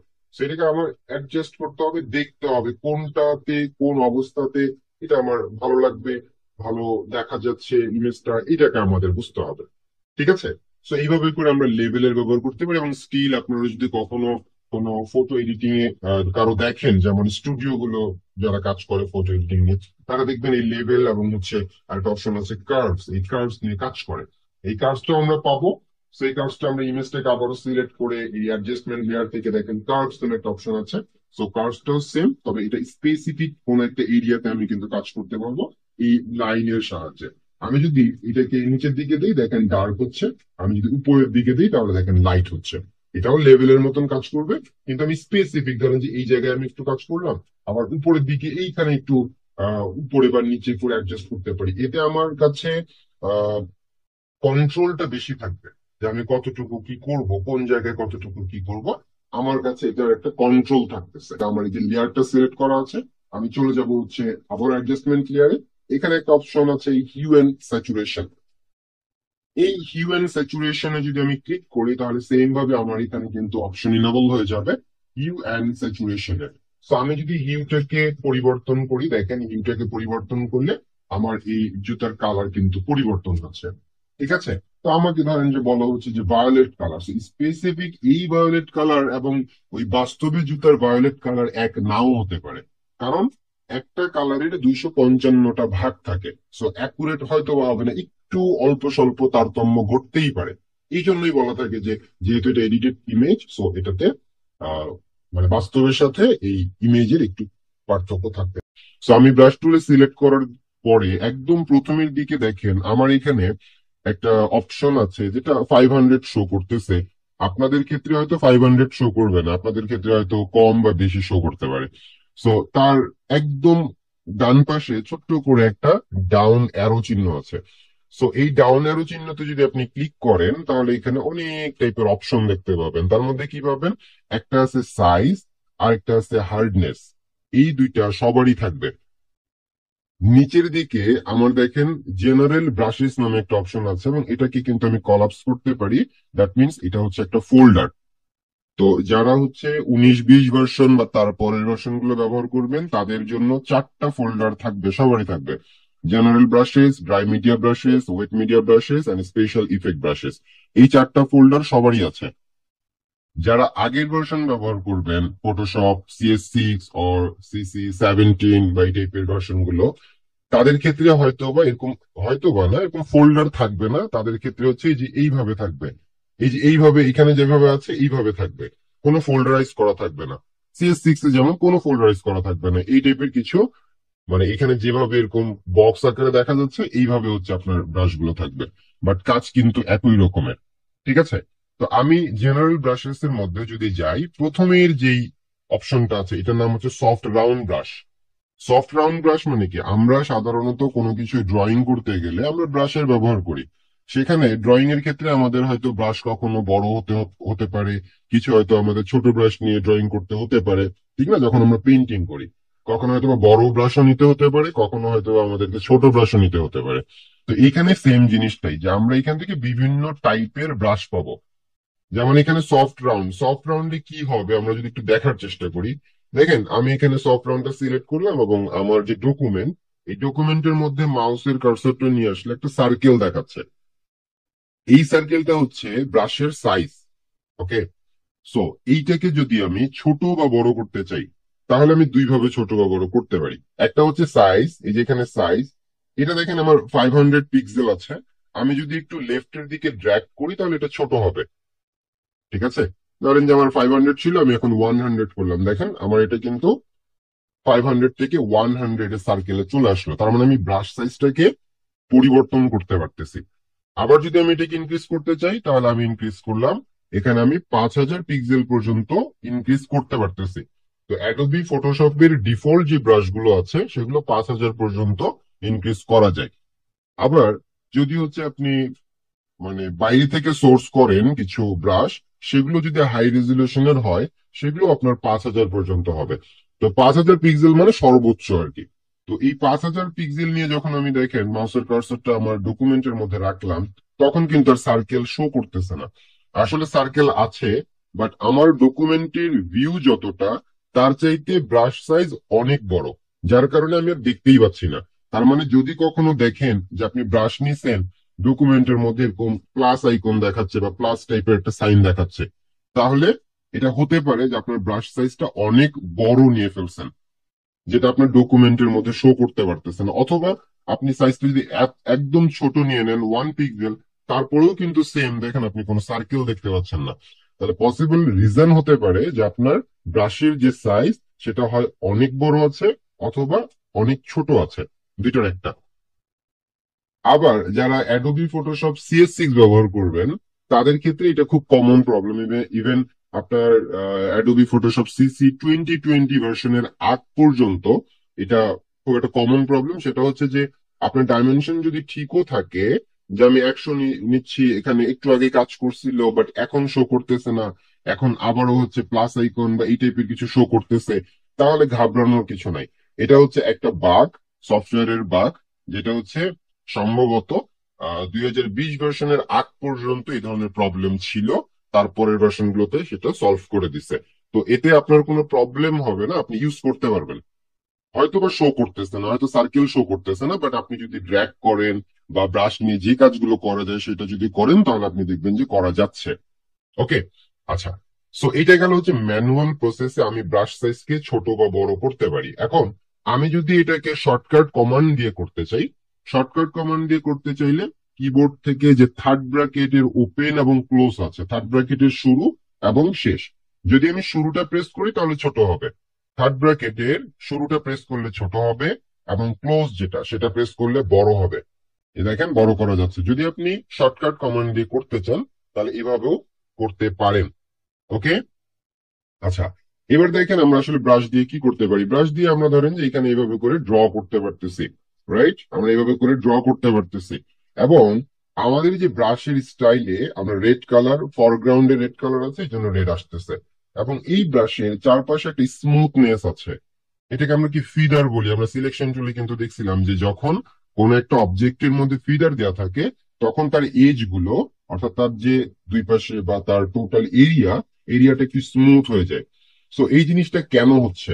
এই জিনিসটা হওয়ার কারণ হচ্ছে আমাদের এখানে হার্ডনেস করা আছে 0%।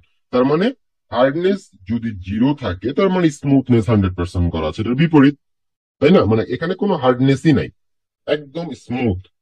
যদি আপনি আবার হার্ডনেসটাকে 100% করে দেন, তাহলে এবার যদি আপনি এখানে ড্র করেন, দেখেন এবার কিন্তু এটা একেবারেই সলিড এজে হচ্ছে।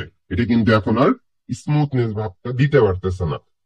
সো যদি কখনো আপনার স্মুথনেস দরকার হয়, আপনি স্মুথনেসটাকে বাড়ানোর জন্য হার্ডনেসটাকে কমানো বা বাড়ানো করলেই হয়ে যাবে। এই যে হার্ডনেসটাকে নিয়ে কমানো বা বাড়ানো করলে আপনি পেয়ে যাবেন। যদি আপনি কিছুটা স্মুথনেস, কিছুটা হার্ডনেস চান, তাহলে আপনি একটু মাঝামাঝি রাখতে পারেন। দেন আপনি ধরেন যে এখানে করলে দেখেন আগে কত বেশি স্মুথ ছিল, এখন একটু কম স্মুথ আছে। ওকে, সো এটা আপনি আপনার মতন করে মেনটেন করতে পারবেন। এটা হচ্ছে আমাদের ব্রাশ টুলের একদম যে বেসিকটা আছে সেটা নিয়ে আমরা দেখি। একভাবে হচ্ছে যে আমরা চাইলে ব্রাশ তৈরি করতে পারি, কোনো একটা অবজেক্টকে ব্রাশে কনভার্ট করতে পারি, একটা ওয়ে। সেকেন্ড ওয়ে হচ্ছে যে আমি ব্রাশ বাইরে থেকে ডাউনলোড করতে পারি, ডাউনলোড করে আমি আমার সফটওয়্যারে সেটাকে অ্যাড করে নিতে পারি। হ্যাঁ, সেরকম অসংখ্য ব্রাশ আপনি এখানে পাবেন, এবং এই ব্রাশগুলো আপনি ফ্রিতেই ডাউনলোড করতে পারবেন। এগুলো এগুলো ডাউনলোড করার জন্য আমাদের কোনো ঝামেলা করতে হবে না। জাস্ট যেমন ধরেন এখানে একটা ক্লাউড ব্রাশ আছে, আমি এই ক্লাউড ব্রাশের উপরে ক্লিক করলাম, এবং এইখানে দেখেন আমাদের ডাউনলোড নামে একটা বাটন আছে। এই ডাউনলোড বাটনে যদি আমি ক্লিক করি, তাহলে আমাদের এই ব্রাশটার একটা ফোল্ডার চলে আসবে। সো জিপটাকে আমি আনজিপ করলাম, মাউসের রাইট ক্লিক করে এক্সট্রাক্ট অল, দেন হচ্ছে এক্সট্রাক্ট, যেভাবে আনজিপ করে আপনারা সেভাবে আনজিপ করবেন। ফোল্ডারের ভিতরে যাবেন, এখানে একটা ফাইল আছে, যে ফাইলটার ফরম্যাট হচ্ছে ডট এবিআর। দেন এইখানে আমাদের ব্রাশের যে সেটিংস বা স্টাইল যেটা আমরা পাচ্ছি, এটাকে ওপেন করলাম। দেন এই যে একদম টপ রাইট কর্নারে একটা সেটিংস আইকন আছে, এই আইকনের উপরে যদি আমি ক্লিক করি, তাহলে নিচের দিকে দেখেন ইম্পোর্ট ব্রাশেস নামে একটা অপশন আছে। ইম্পোর্ট ব্রাশেস মানে একটা ব্রাশ আপনি ইম্পোর্ট করতে পারবেন। আপনাদের আগের ভার্সনে হয়তোবা লোড নামে থাকবে, লোড ব্রাশেস অথবা শুধু লোড। তো এই একই জিনিস, ইম্পোর্ট করা লোড করা একই জিনিস। ওকে, সো আমরা এখানে ইম্পোর্ট ব্রাশেস এখানে ক্লিক করলাম। ক্লিক করে আমাকে দেখাই দিতে হবে যে এটা আমি কোথায় রাখছি। এটা আমি এটাকে সিলেক্ট করলাম, সিলেক্ট করে এই যে লোড, এই বাটনটাতে একটা ক্লিক করে দিলাম। তাহলে এই ব্রাশটা আমাদের সফটওয়্যারে লোড হয়ে যাবে। এখন লোড হয়ে কোথায় থাকবে? আমার এখানে যত ফোল্ডার থাকবে তার সবার নিচে গিয়ে আমি সেটাকে পাবো। এই যে দেখেন ক্লাউড ব্রাশেস বাই লেস্টার, এই যে জেভিয়ার কি একটা নাম আছে এটা আর কি। সো এরকম একটা ফোল্ডার চলে আসলো। সো আপনাদেরও এমন একটা ফোল্ডার চলে আসবে।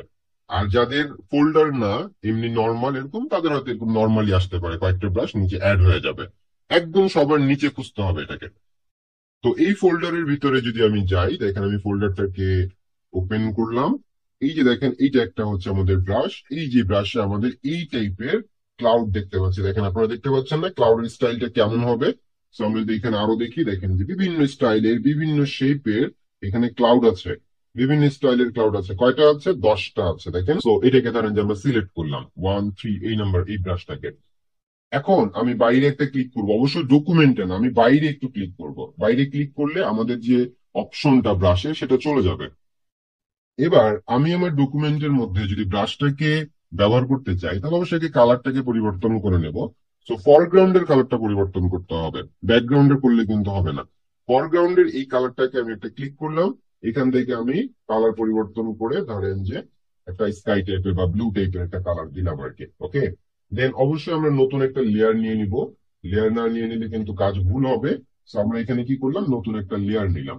এইবার এখানে আমরা ধরেন যে একটা ক্লিক করলে দেখেন আমাদের ক্লাউডের ব্রাশটা চলে আসছে। এভাবে আমি ব্রাশটাকে বড় করতে পারি, বড় করে ক্লাউড দিতে পারি, ছোট করে দিতে পারি, বিভিন্ন স্টাইলে আমি কিন্তু ক্লাউড দিতে পারি। ওকে, বিভিন্ন স্টাইলে দিতে পারি। আবার এখানে আরো অনেক টাইপের ব্রাশ আছে, এটা মাউসের রাইট ক্লিক করলে ওপেন হয়। হ্যাঁ, যেমন এটা একটা ব্রাশ আছে, ধরেন যে এরপর আমরা এই ব্রাশটা ব্যবহার করব। সো এখানে আমি ধরেন যে ব্রাশ দিতে পারি, যে এটা দিয়ে ক্লাউড বানাতে পারি। সো এইভাবে করে আমি ধরেন যদি একটা সিনারিওর কথা চিন্তা করি, আমি একটা ল্যান্ডস্কেপের কথা চিন্তা করি, তাহলে এইভাবে করে আমি কিন্তু আকাশে মেঘ দিতে পারবো, ক্লাউড দিতে পারবো। সো তখন আমার কনসেপ্ট হচ্ছে একটা সিনারিও যেখানে আকাশে মেঘ থাকবে, তখন আমি কি করব, ওই টাইপের ব্রাশ খুঁজে নিব। খোঁজার জন্য কোথায় যাবেন, চলে যাবেন হচ্ছে brush king dot U.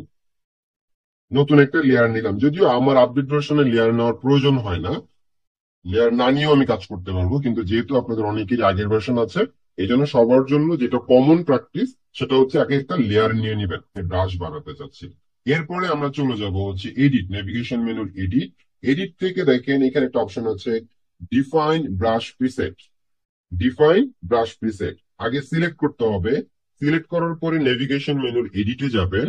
Edit থেকে ডিফাইন ব্রাশ প্রিসেট এখানে ক্লিক করবেন।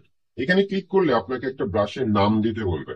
ওকে, তো এখানে আপনি পরবর্তীতে যেন চিনতে পারেন যেটা আসলে কোন ব্রাশ ছিল, এই জন্য আপনি একটা নাম দিয়ে দেবেন। ধরেন যে আমরা বললাম যে ইগল মাই ইগল নামে একটা নাম দিয়ে দিলাম, যেন আমি পরবর্তীতে নাম দেখে চিনতে পারি। দেন আমি এটাকে ওকে করে দিলাম।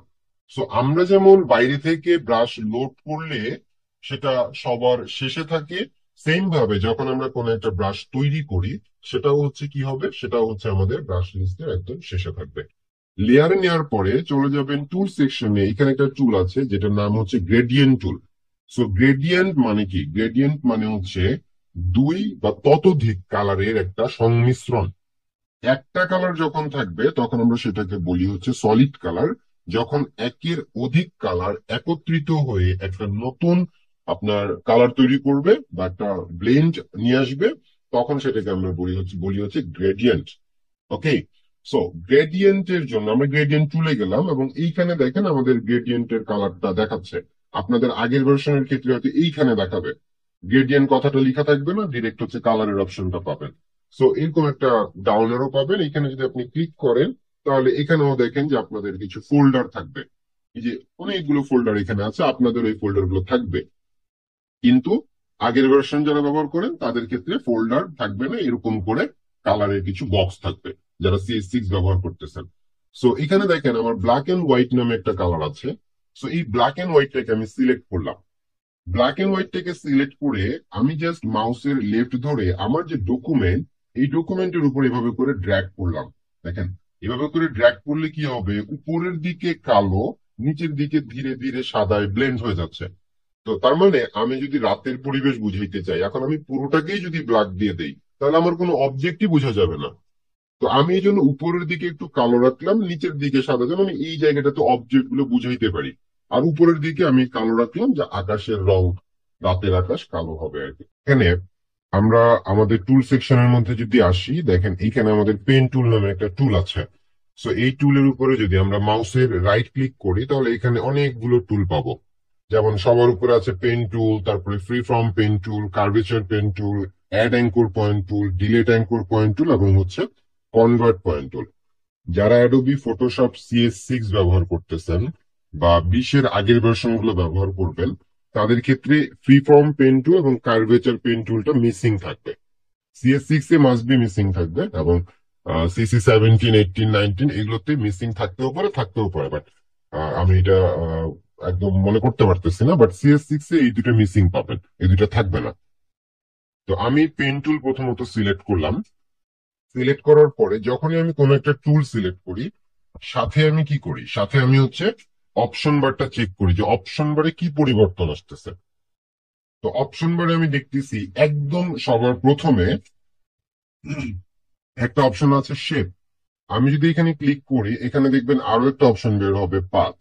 তো আপনাদের বাই ডিফল্ট পাথটাই সিলেক্ট করা থাকবে। আপনি যখনই পেন টুল সিলেক্ট করবেন দেখবেন যে এখানে পাথ সিলেক্ট করা আছে। তখন এখানে ক্লিক করলে আপনি শেপ নামে আরো একটা অপশন পাবেন। যদি আমি পেন টুলটাকে ফটো এডিটিং এর কোনো কাজে ব্যবহার করি, তখন আমার এটা পাথ সিলেক্ট করা থাকবে। যদি আমি ডিজাইনের জন্য ব্যবহার করি, তখন আমি শেপ সিলেক্ট করে নিব। আপাতত পাথ মোডে রেখে আমি এখানে পেন টুল দিয়ে একটা ক্লিক করলাম। তাহলে আমি যখন পেন টুল দিয়ে আমার ডকুমেন্টের মধ্যে একটা ক্লিক করলাম, একটা পয়েন্ট আসলো। এই পয়েন্টটাকে বলা হচ্ছে anchor point, ANCHOR, anchor point. আমি যদি আরো একটা ক্লিক করি তাহলে আমাদের আরো একটা অ্যাঙ্কর পয়েন্ট তৈরি হবে। এই যে একটা অ্যাঙ্কর পয়েন্ট, এই যে একটা অ্যাঙ্কর পয়েন্ট, দুইটা অ্যাঙ্কর পয়েন্ট, এবং দুইটা অ্যাঙ্কর পয়েন্ট মিলে একটা লাইন তৈরি করছে। এই লাইনটাকে আমরা বলি পাথ, বাংলা ভাষায় যেটাকে বলা হয় রাস্তা, তাই তো? তাহলে দুইটা অ্যাঙ্কর পয়েন্ট মিলে একটা পাথ তৈরি করে। আমি যদি আরো একটা ক্লিক করি তাহলে আরো একটা অ্যাঙ্কর পয়েন্ট হবে, এবং এই আগের অ্যাঙ্কর পয়েন্ট এবং পরের অ্যাঙ্কর পয়েন্ট মিলে আরো একটা পাথ তৈরি করছে। এবার যেখানে আমি শুরু করছিলাম সেখানে শেষ করে দিতে চাচ্ছি। তাহলে যেই পয়েন্টে আমরা শুরু করছিলাম এই পয়েন্টে যদি ক্লিক করে দেই, তাহলে দেখেন এই অ্যাঙ্কর পয়েন্ট এবং এই অ্যাঙ্কর পয়েন্ট দুইটা মিলে আরো একটা পাথ তৈরি করলো। তিনটা অ্যাঙ্কর পয়েন্ট আছে, তিনটা পাথ আছে, 3 or 3। আমরা ক্লিক করছি 4 বার, প্রত্যেকটা ক্লিকেই কিন্তু একটা করে অ্যাঙ্কর পয়েন্ট আসতেছিল। তাহলে এখানে আমরা ক্লিক তো 4 বার করছি, এখানে শুরু করছি, এখানে একটা করছি 2 নম্বর, এখানে একটা করছি 3 নম্বর, আবার যেখানে শুরু করছিলাম ওইখানে গিয়ে আবার ক্লিক করছি। তাহলে টোটাল আমি ক্লিক করছি কয়টা? 4টা। ফাইনাল অ্যাঙ্কর পয়েন্টটাকে স্টার্টিং পয়েন্টে ক্লিক করছি, তখন ওটা মার্জ হয়ে গেছে, এক হয়ে গেছে। তো এই জন্য 4 বার ক্লিক করার সত্ত্বেও আমরা এখানে অ্যাঙ্কর পয়েন্ট পাই 3টা। সো সিলেকশনে নিয়ে যাওয়ার জন্য কি করতে হবে? কন্ট্রোল ইন্টার প্রেস করতে হবে, ঠিক আছে? সো আমি এই যে আপনাদের ইয়েতে গেছিলাম, কন্ট্রোল ইন্টার প্রেস করতে হবে। সো কন্ট্রোল ইন্টার প্রেস করলে যেটা আমি একটু আগে পাথ হিসেবে তৈরি করছি সেটাই সিলেকশনের আকার ধারণ করবে। এখন আমি যদি মনে করি নতুন একটা লেয়ার নিব, লেয়ার নিতে পারি। এখান থেকে আমি যদি মনে করি কালার পরিবর্তন করে আমি হচ্ছে এখানে একটা কালার অ্যাপ্লাই করব, সো অল্টার ডিলিট দিলে আমাদের কালার অ্যাপ্লাই হবে, ফরগ্রাউন্ডের কালারটা। তাহলে আমি কন্ট্রোল ডি দিয়ে ডিসিলেক্ট করে দিলে দেখেন আমি কিন্তু একটা শেপ এখানে পেয়ে যাচ্ছি। তাহলে কাস্টম সিলেকশন কিংবা কাস্টম শেপ তৈরি করার জন্য এই পেন টুলটা ব্যবহার করা যেতে পারে। আপনি এখানে একটা অ্যাঙ্কর পয়েন্ট নিলেন, আরেকটা অ্যাঙ্কর পয়েন্ট নিয়ে মাউসটাকে ছেড়ে দিবেন না, মাউসটাকে ধরে রাখবেন। মাউসের লেফটটাতে যে আপনার আঙ্গুলটা আছে সেটাকে উঠানো যাবে না, ধরে রাখতে হবে। তারপরে আপনি হালকা করে একটু ড্র্যাগ করবেন। মাউসটা আমি এখনো কিন্তু ধরে আছে, হালকা করে কি করলাম? ড্র্যাগ করলাম। ড্র্যাগ করলে কি হবে? এই অ্যাঙ্কর পয়েন্ট থেকে দুইটা হ্যান্ডেল বের হবে। এই হ্যান্ডেল দুইটা থেকে যেটা আমি এই পাশে ড্র্যাগ করছি নিচের দিকে, তাহলে যেই দিকে ড্র্যাগ করব তার বিপরীত দিকের যে হ্যান্ডেলটা আছে দেখেন, হ্যান্ডেলের একদম উপরের দিকে একটা ছোট্ট সার্কেলের মতন আছে। সো আমি যদি কিবোর্ড থেকে অল্টার ধরি এবং এই সার্কেলটাকে এইভাবে করে মুভ করি, তাহলে আমার এই পাথটা কিন্তু এখন দেখেন, পাথটা আমি আমার প্রয়োজন মতন কাস্টমাইজ করতে পারতেছি, যেমন চাই তেমনই কাস্টমাইজ করতে পারবো। এটা অন্য কোনো টুল দিয়ে সম্ভব না।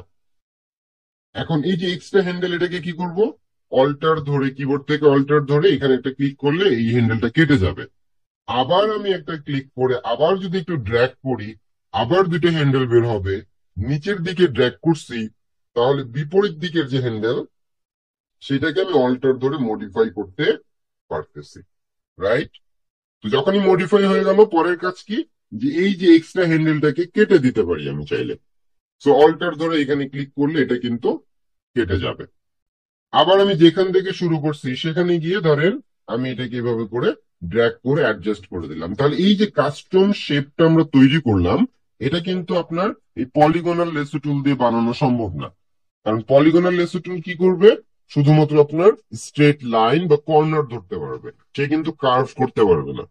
তাহলে অ্যাডোবি ফটোশপে এ ধরনের কাস্টম শেপ তৈরি করার জন্য আমাদেরকে ব্যবহার করতে হবে এই পেন টুলটা।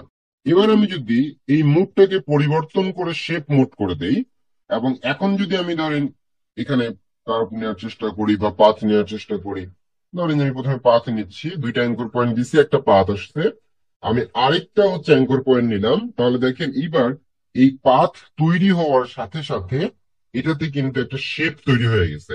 যেখানে শুরু করছিলাম সেখানে গিয়ে শেষ করলাম। এই যে শেপটা তৈরি হয়ে গেল, এটার জন্য আমাকে সিলেকশন করা লাগেনি, আমাকে লেয়ার নেওয়া লাগে নাই, এবং লেয়ারে কালার অ্যাপ্লাইও করা লাগে নাই। আমার ফরগ্রাউন্ডে যে কালারটা ছিল সেই কালারটা দিয়ে অটো একটা লেয়ার তৈরি করে সে আমাকে একটা শেপ তৈরি করে দিল। বুঝতে পারছেন? তাহলে আমি যখন পাথ মোডে থাকবো তখন আমাকে পাথ তৈরি করার পরে সিলেকশন নিতে হবে, নিজে থেকে লেয়ার নিতে হবে এবং কালার অ্যাপ্লাই করতে হবে। এই কাজগুলোকে ম্যানুয়ালি করতে হবে। বাট যখন আমি শেপ মোডে থাকবো তখন আমাকে ম্যানুয়ালি করতে হচ্ছে না, অটোমেটিক্যালি সব হয়ে যাচ্ছে। ধরেন আমরা একটা অ্যাঙ্কর পয়েন্ট নিলাম, সেকেন্ড অ্যাঙ্কর পয়েন্টটাতে ক্লিক করার পরে যদি আমরা ড্র্যাগ করতে চাই, সেম ড্র্যাগ করতে পারতেছি, রাইট? এই অ্যাঙ্কর পয়েন্টটাকে কেটে ফেলতে চাইলে অল্টার ধরে ক্লিক করলাম, কাটা যাবে। তারপর ধরেন যে আমি এখান থেকে এটাকে এইভাবে করে সেট করলাম। তাহলে এই যে দেখেন আমি প্রথমে পাথটা তৈরি করছি, পাথ তৈরি করার সাথে সাথে আমার কিন্তু দেখেন শেপও তৈরি হয়ে যাচ্ছে এবং ফরগ্রাউন্ডে যে কালারটা সেট করা ছিল সেই কালারটাই এখানে চলে গেল, আমাকে নিতে হয়নি। কিন্তু যদি আমি এই সেম কাজটাকে পাথ মোডে করতে চাইতাম তাহলে কি করতে হইতো? আমাকে এইভাবে করে ধরেন যে প্রথমে পাথটাকে ড্র করতে হইতো, তারপরে হচ্ছে গিয়ে এখানে পাথটাকে ধরেন যে আমি শেষ করলাম, ঠিক আছে, শেষ করলাম। এই যে আমাকে সিলেকশন নিতে হইতো ম্যানুয়ালি, কন্ট্রোল ইন্টার দিয়ে সিলেকশন নিতে হইতো, আগে একটা লেয়ার নিতে হইতো, তারপর অল্টার ডিলিট দিয়ে কালার অ্যাপ্লাই করতে হইতো, রাইট? তাহলে এই কাজটা আমার শেপ মোডে করা লাগতেছে না। এবার এরপরে আছে দেখেন ফ্রি ফর্ম পেন টুল। এতক্ষণ আমরা পেন টুল দেখলাম, এবার দেখেন ফ্রি ফর্ম পেন টুল। আমি আবারও এটাকে উল্লেখ করে দিই, এই ফ্রি ফর্ম পেন টুলটা অ্যাডোবি ফটোশপ CS6 ভার্সনে থাকবে না। তো এটার কাজ কি? ফ্রিফর্ম আমরা যখন লেসো টুল নিয়ে সিলেকশন করতাম তখন কি করতাম, আমরা আমাদের ইচ্ছা মতন সিলেকশন নিতাম না? এইটা দিয়েও আপনি ইচ্ছা মতন একটা সিলেকশন নিতে পারবেন, কিন্তু ডিফারেন্সটা হচ্ছে শেপ মোডে থাকলে আপনার যে একটা শেপ তৈরি হয়ে যাবে, আর পাথ মোডে থাকলে শুধু পাথটা তৈরি হতো, পরে কন্ট্রোল ইন্টার দিয়ে আপনি সিলেকশন নিয়ে কালার অ্যাপ্লাই করতেন। তো এটা আপনার হচ্ছে কোনো কার্ভ না, কোনো অ্যাঙ্কর পয়েন্টে ক্লিক ক্লিক করে না, জাস্ট আপনি আপনার মতন করে একটা রাফ সিলেকশনের মতন করে নিলেই, রাফ একটা ড্রয়িং করলেই সেটা হচ্ছে আমাদের পাথে চলে আসবে।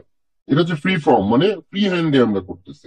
কার্ভেচারের কাজ হচ্ছে আমি একটা ক্লিক করলাম, অ্যাঙ্কর পয়েন্ট আরেকটা নিলাম, এরপরে 3 নাম্বার অ্যাঙ্কর পয়েন্টটা আমি যেই দিকে নিব তার বিপরীত দিকে হচ্ছে আমার একটা কার্ভ তৈরি হবে। যেমন আমি যদি এখন নিচের দিকে একটা অ্যাঙ্কর নেই তাহলে উপরের দিকে একটা কার্ভ তৈরি হবে। দেখেন, এই যে দেখেন উপরের দিকে একটা কার্ভ তৈরি হচ্ছে, ঠিক আছে? যদি আমি ধরেন যে এইভাবে করে একটা নিলাম, দ্বিতীয় anchor point, 3 number anchor point যদি আমি উপরের দিকে নেই তাহলে নিচের দিকে একটা কার্ভ তৈরি হবে। এটাই হচ্ছে আমাদের কার্ভেচার টুলের কাজ। এরপরে কি আছে? Add anchor point tool. Anchor point কোনটা? এই যে এক একটা অ্যাঙ্কর পয়েন্ট। সো আমি যদি এখন এক্সিস্টিং কোন একটা শেপের মধ্যে আরো অ্যাঙ্কর পয়েন্ট অ্যাড করতে চাই তখন এই anchor point add anchor point select করে, যেমন দেখেন এইখানে কোনো অ্যাঙ্কর পয়েন্ট কিন্তু নাই, সো আমি এখানে ক্লিক করলাম, এখানে একটা অ্যাঙ্কর পয়েন্ট তৈরি হয়ে গেল, রাইট? আমি এখন এটাকে ড্র্যাগ করে কিন্তু এটাকে মডিফাই করতে পারতেছি, ঠিক আছে? এবার ডিলিট অ্যাঙ্কর পয়েন্ট কি কাজ করবে? এটা যদি অ্যাড করে, অ্যাড অ্যাঙ্কর পয়েন্ট অ্যাড করলে ডিলিট অ্যাঙ্কর পয়েন্ট কি করবে? ডিলিট করবে। সো ধরেন যে আমি এই অ্যাঙ্কর পয়েন্টটা ডিলিট করতে চাচ্ছি, তাহলে এই অ্যাঙ্কর পয়েন্টে ক্লিক করলে ডিলিট করে দিবে, এই অ্যাঙ্কর পয়েন্টে ক্লিক করলাম ডিলিট করে দিবে। কনভার্ট পয়েন্ট টুল, এই কনভার্ট পয়েন্ট টুলটা হচ্ছে যে আমরা অল্টার ধরে যে হ্যান্ডেল গুলোকে মডিফাই করতেছি, এটাই হচ্ছে জাস্ট কাজ করবে। তখন আমাকে আর অল্টার ধরতে হচ্ছে না। দেখেন আমি কিন্তু আর অল্টার ধরি নেই, শুধুমাত্র শুধুমাত্র কি করছি, শুধুমাত্র হচ্ছে এই যে কনভার্ট পয়েন্ট টুলটাকে সিলেক্ট করে আমি এই যে হ্যান্ডেল গুলো ধরে মডিফাই করতেছি এভাবে। বুঝতে পারছেন? সো অল্টার ধরার বিপরীতে আপনি হচ্ছে কনভার্ট পয়েন্ট টুল দিয়ে ওই সেম কাজটা করতে পারেন। এখন এই ডকুমেন্টে এই যে প্রোডাক্ট, এই প্রোডাক্টের ব্যাকগ্রাউন্ড কালার কিন্তু একটা, মানে সলিড কালার। একটা কালার মানে কি? সলিড কালার, সাদা কালার একটাই আছে। তো যদি আমাকে বলা হয় যে এই প্রোডাক্ট থেকে ব্যাকগ্রাউন্ডটাকে ডিটাচ করে দাও, আলাদা করে দাও, শুধুমাত্র আমার প্রোডাক্টটা থাকবে, কোনো ব্যাকগ্রাউন্ড থাকবে না, কিংবা বলতে পারে ব্যাকগ্রাউন্ডের কালারটা পরিবর্তন করে দাও, আছে সাদা করে দাও কালো, কিংবা সবুজ, বা যে কোনো কালার, বা গোল্ডেন, যে কোনো কালার। তো আমরা এখানে ব্যাকগ্রাউন্ড রিমুভ করার ক্ষেত্রে এখানে একটা টুল আছে, ইরেজার টুলের মধ্যে ম্যাজিক ইরেজার টুল নামে একটা টুল আছে। সো আমি যদি ম্যাজিক ইরেজার টুলটা সিলেক্ট করি এবং আমি যদি এই যে সাদা অংশটাতে ক্লিক করি তাহলে ম্যাজিকের মতন কালারটা রিমুভ হয়ে যাবে, ব্যাকগ্রাউন্ডটা রিমুভ হয়ে যাবে, এক ক্লিকে রিমুভ হয়ে যাবে। বাট শর্ত হচ্ছে সেটা এক জাতীয় কালারই হতে হবে, সলিড কালার হতে হবে। রেড মানে শুধুই রেড হতে হবে, হোয়াইট মানে পুরোটাই হোয়াইটই হতে হবে, হোয়াইট হতে হবে। এমন না যে রেড এবং হোয়াইট এর একটা গ্রেডিয়েন্ট, এমনটা হবে না, ঠিক আছে? যদি একটাই কালার থেকে ব্যাকগ্রাউন্ডে, তাহলে আমি ম্যাজিক ইরেজার দিয়ে এক ক্লিকে ডিলিট করে দিতে পারবো। এটা এক ধরনের কাজ হতে পারে। আপনাকে ব্যাকগ্রাউন্ড রিমুভের কাজ দিছে, সবগুলি হচ্ছে আপনার সলিড ব্যাকগ্রাউন্ডের ইমেজ, তো আপনি এক ক্লিকে ব্যাকগ্রাউন্ড রিমুভ করে দেন। কিন্তু যদি ক্লায়েন্ট আপনাকে শর্ত দেয়, আমার প্রোডাক্ট থেকে ব্যাকগ্রাউন্ড রিমুভ করে দিতে হবে, কিন্তু সেটা মেথডটা অ্যাপ্লাই করতে হবে, ক্লিপিং পাথ মেথডে কাজ করতে হবে, তখন আপনাকে পেন টুলের সাহায্য নিতে হবে। কিভাবে নিবেন আমি এটাই আপনাদেরকে এখন দেখাবো। সো আমি ডকুমেন্টটাকে একটু জুম ইন করে নিচ্ছি। ডকুমেন্ট জুম ইন করার জন্য আমরা কিবোর্ড থেকে কন্ট্রোল প্লাস প্রেস করলাম। আমাদের কাজের সুবিধার জন্য আমরা জুম ইন করে নিতে পারি, জুম আউট করে নিতে পারি। সো আপনারা জানেন কন্ট্রোল প্লাস দিলে জুম ইন হবে, কন্ট্রোল মাইনাস দিলে জুম আউট হবে।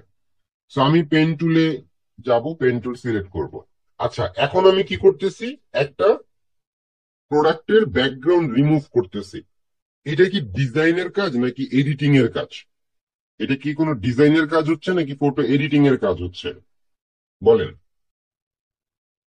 আমরা এই ব্যাকগ্রাউন্ড থেকে কি করব, ইমেজ থেকে, প্রোডাক্ট থেকে ব্যাকগ্রাউন্ডটা রিমুভ রিমুভ করব, রাইট? তাহলে আমরা এডিটিং এর কাজ করতেছি। তাহলে এডিটিং এর কাজ যদি আমরা করি, তাহলে আমাদের এই যে অপশন বারে কি সিলেক্ট থাকতে হবে, আমাদের এই অপশন বারে সিলেক্ট থাকতে হবে, যেহেতু আমি বলছি এডিটিং এর জন্য পাথ মোডটা সিলেক্ট থাকতে হবে, আর ডিজাইনের জন্য শেপ মোডটা। তাহলে আমরা যেহেতু এটা এডিট করতে যাচ্ছি, ব্যাকগ্রাউন্ড রিমুভ করতে যাচ্ছি, তাহলে এটাকে আমরা পাথ মোডে সিলেক্ট করে নিব। সো আমরা পাথ মোডে সিলেক্ট করে নিলাম। এইবার আপনি কোন একটা জায়গা থেকে পাথ করা শুরু করেন। পাথ করা মানে ওই যে আমরা কাস্টম সিলেকশনের জন্য যেটা করতেছিলাম ওইটাই আমরা করব। তাহলে আমি এটাকে আরেকটু, ধরেন যে আমার সুবিধা মতন আমি আরেকটু জুম ইন করে নিচ্ছি। আমি আরেকটু জুম ইন করে নিলাম, এবং এই যে জুম ইন করার কারণে আমার স্ক্রিনের অনেকটা এরিয়া জুড়ে এটা হয়ে গেছে। এটাকে আমার একটু মুভ করতে হবে। সো হ্যান্ড টুলের সাহায্যে আমি এটাকে মুভ করতে পারি, অথবা কিবোর্ড থেকে স্পেস বার ধরে আমি এটাকে মুভ করতে পারি। ঠিক আছে, যে মুভ করতে পারি এইভাবে, স্পেস বার ধরলেও এটা মুভ করা যাবে। আমি যে কোনো একটা জায়গা থেকে পাথ করা শুরু করব। তো আমি পেন টুলে গেলাম, এখানে এই যে ক্লিক করলাম একটা, এখানে একটু হালকা কার্ভ আছে, আমি এইভাবে হালকা করে একটু ড্র্যাগ করে দুইটা হ্যান্ডেল বের করে নিলাম। বের করে নিয়ে আমি প্রয়োজনে আরো জুমিং করতে পারি। তো এইখানে আমি দেখতে পাচ্ছি এই জায়গাটা খুব একটা ভালোভাবে ম্যাচ করে নাই।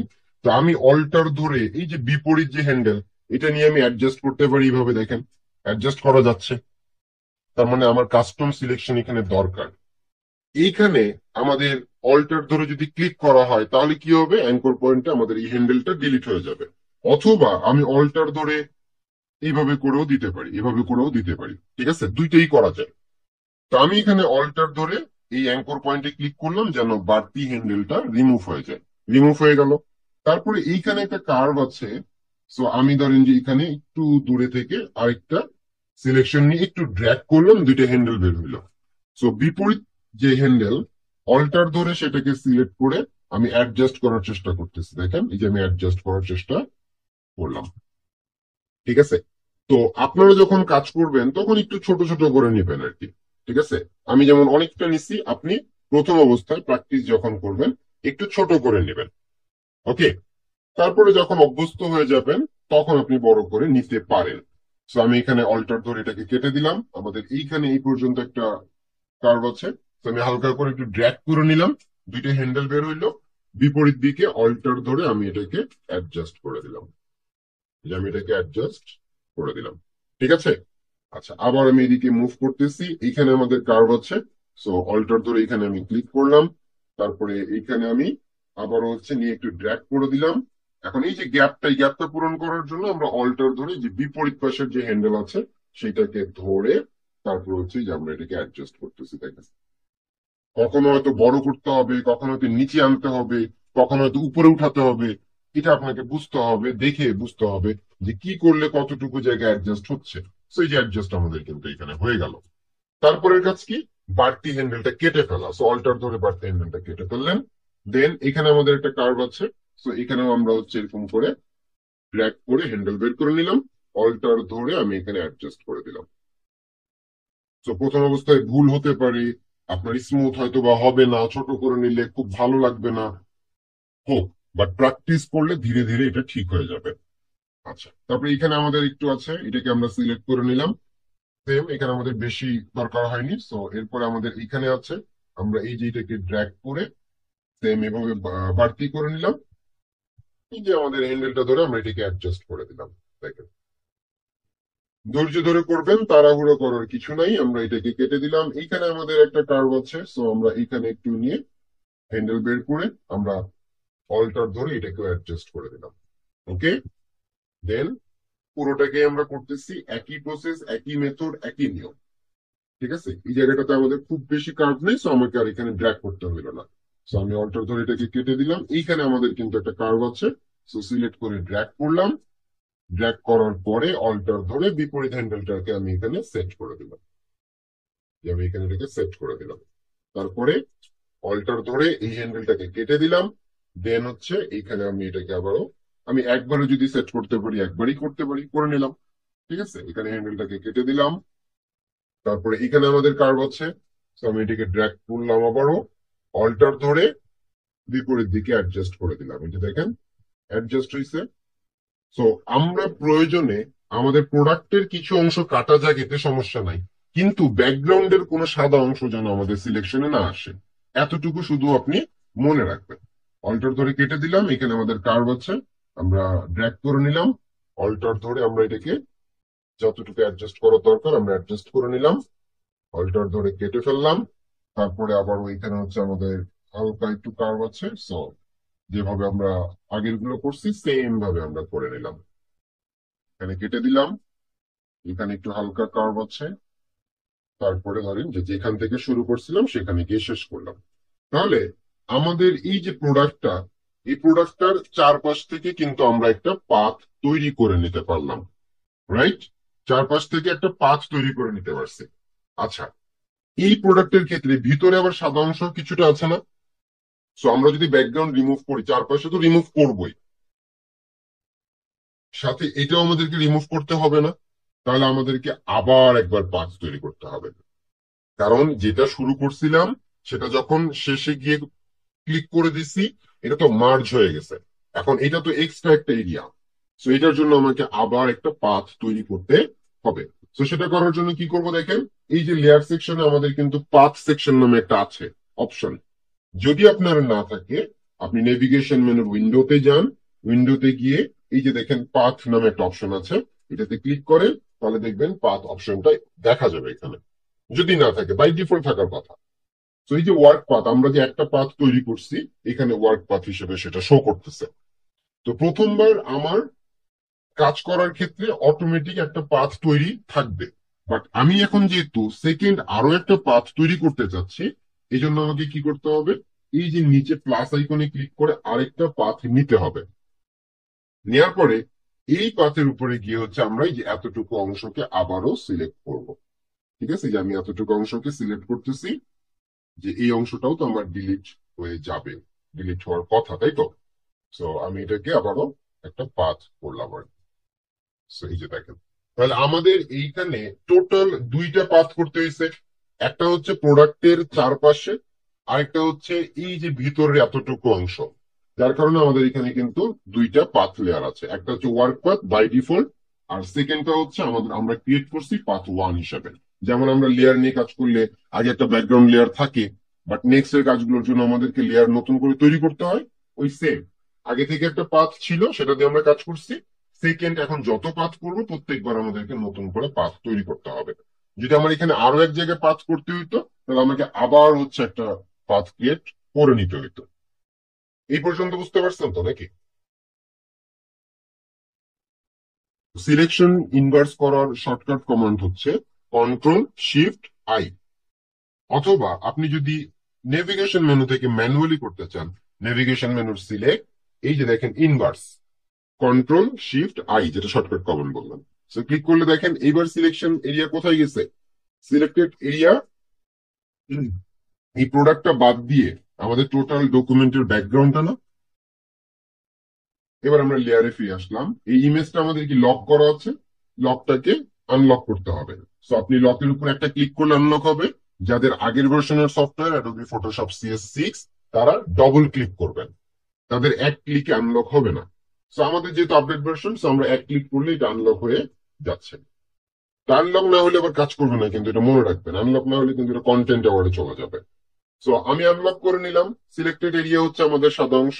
এখন আমি যদি কিবোর্ড থেকে ডিলিট প্রেস করি, তাহলে দেখেন আমাদের ব্যাকগ্রাউন্ডটা ডিলিট হয়ে গেল। কন্ট্রোল D দিয়ে ডিসিলেক্ট করলাম। ওকে, দেন আমরা আরেকটা পাথ এখানে তৈরি করছিলাম, এখানেও সাদা অংশ ছিল, এটাকেও আমাদের ডিলিট করতে হবে। তাহলে এটার জন্য আমরা ওই সেকেন্ড পাথটা ধরলাম, পাথ 1। ধরার পরে কন্ট্রোল দিয়ে সিলেক্ট করলাম। সিলেক্ট করার পরে আমরা লেয়ার প্যানেলে দেখেন লেয়ার তো সিলেক্ট করাই আছে, একটাই তো লেয়ার আমাদের। জাস্ট এখানে আমাদের সিলেক্টেড এরিয়াটাই ডিলিট হবে। তাহলে কি আমার ইনভার্স করার দরকার আছে? কারণ আমার সিলেক্টেড এরিয়াটাই এখন ডিলিট করতে হবে, এটাই হচ্ছে আমাদের ডিলিটের অংশ। জাস্ট কিবোর্ড থেকে ডিলিট প্রেস করলাম, দেখেন কন্ট্রোল D দিয়ে ডিসিলেক্ট করে দিলে আমাদের প্রোডাক্টের কিন্তু ব্যাকগ্রাউন্ড রিমুভ হয়ে গেল। আমাদের প্রোডাক্টের ব্যাকগ্রাউন্ড রিমুভ হয়ে গেছে না? আমাকে দুই ভাবে কাজটা দিতে পারে, একটা কাজ হতে পারে ব্যাকগ্রাউন্ড রিমুভের কাজ, আরেকটা ব্যাকগ্রাউন্ড চেঞ্জের কাজ। তার মানে ব্যাকগ্রাউন্ড রিমুভের কাজটা কিন্তু আমি করে ফেলছি। এখন ক্লায়েন্ট যদি এভাবে চায় যে তার হচ্ছে প্রোডাক্ট থেকে ব্যাকগ্রাউন্ড রিমুভ করে দিতে হবে, এটা হচ্ছে কাজ।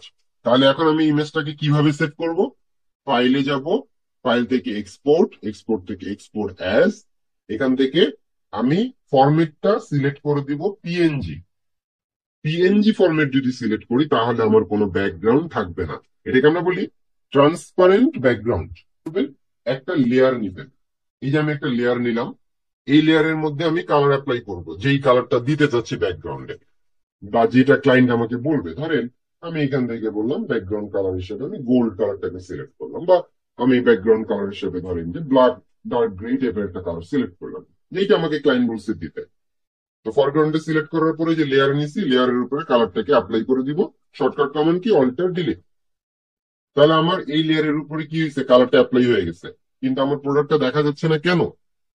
কারণ এই লেয়ারটা প্রোডাক্টের উপরে আছে। তাহলে লেয়ারটাকে টেনে যদি আমি নিচের দিকে নামায় দেই, তাহলে দেখেন এখন কিন্তু আগে ছিল সাদা ব্যাকগ্রাউন্ড, এখন কিন্তু এটা আমাদের ব্ল্যাক ব্যাকগ্রাউন্ডে চলে গেছে। তার মানে ব্যাকগ্রাউন্ড আমি রিমুভও করতে পারলাম, ব্যাকগ্রাউন্ড পরিবর্তনও করতে পারলাম। এখন এটাকে আমি ক্লায়েন্টকে কিভাবে দিব? ফাইল থেকে এক্সপোর্ট, এক্সপোর্ট থেকে এক্সপোর্ট অ্যাজ, এখান থেকে আমার এটা জেপিজি ফরম্যাটে হবে। সো এইখানে আমি হচ্ছে একটা শেপ নিলাম, এই শেপটাকে আমি যদি এখন একটু মডিফাই করতে চাই, তাহলে শেপটা সিলেক্ট থাকা অবস্থায় কিবোর্ড থেকে কন্ট্রোল T প্রেস করব। কিবোর্ড থেকে কন্ট্রোল T প্রেস করব, তাহলে কি হবে? এটা ট্রান্সফর্ম হবে, একটা বক্স আকারে সিলেক্ট হবে। এরপরে দেখেন যখন বক্স আকারে সিলেক্ট হবে, তখন আপনার অপশন বারে এই যে এই জায়গায় একটা অপশন আসবে, ওয়ার্পের একটা অপশন আসবে, ওয়ার্প। দেখেন মাউসটা নিয়ে গেলে বলতেছে switch between free transform to warp modes, তাই তো? এই যে মাউসটা হোল্ড করলে লেখাটা দেখাচ্ছে ট্রান্সফর্ম এন্ড ওয়ার্প মুডস। এইখানে যদি আপনি ক্লিক করেন, তাহলে দেখবেন আপনার এই শেপটা একটা গ্রিড টাইপের আকার ধারণ করছে। এখন আপনি চাইলে যে পয়েন্ট গুলো দেখতে পাচ্ছেন, এই পয়েন্ট গুলোকে নিচের দিকে নামাইতে পারেন, উপরের দিকে উঠাইতে পারেন।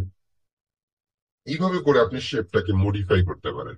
আপনি চাইলে এটা পেন টুল দিয়েও করতে পারতেন, কিন্তু আপনি ওয়ার্ক অপশন থেকে এটাকে একটু অল্প সময়ের মধ্যেই আপনি আপনার মন মতন করে কাজটা করতে পারতেছেন। পেন টুল দিয়ে করতে গেলে একটু কঠিন হইতো, সময় লাগতো, কিন্তু আপনি যখন হচ্ছে এইভাবে ওয়ার্ক করতেছেন, তখন আপনি আপনার ইচ্ছা মতো খুব অল্প সময়ের মধ্যেই একটা শেপ তৈরি করে ফেলতে পারতেছেন।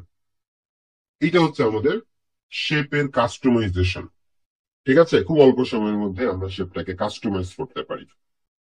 আচ্ছা, এই যে আমি রেক্টেঙ্গেল নিচ্ছি, দেখেন রেক্টেঙ্গেলের ভিতরে ছোট ছোট চারটা ছোট ছোট সার্কেল আছে, চারটা ছোট ছোট সার্কেল আছে।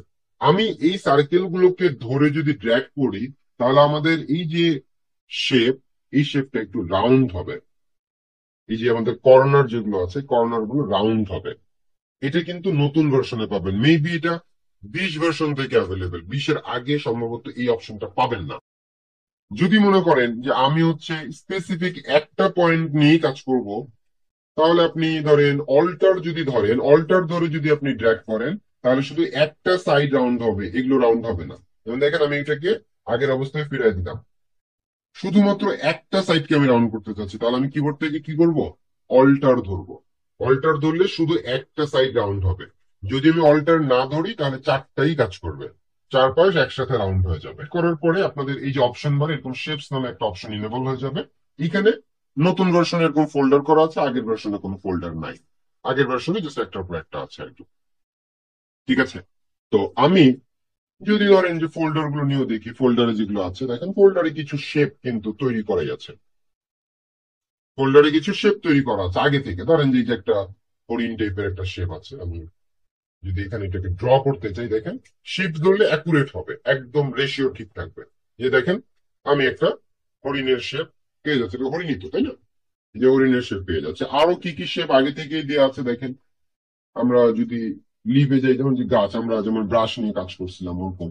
ঠিক আছে, আমরা ধরেন যে এখানে গাছ নিতে পারি, অবশ্যই আমরা শিফট ধরবো। তবে দেখেন এই যে আমাদের ব্রাশটা, আমি এখানে ব্রাশ তো না, এটা শেপ, শেপটাকে বসাই দিতে পারলাম। ওকে,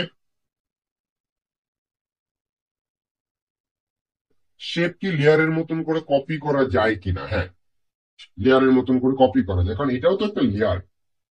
এটা যে পাম ট্রি, যেটা এটা একটা লেয়ার না, সো এটাকেও আপনি কপি করতে পারেন। কন্ট্রোল জে দিয়ে লেয়ার কপি নেন।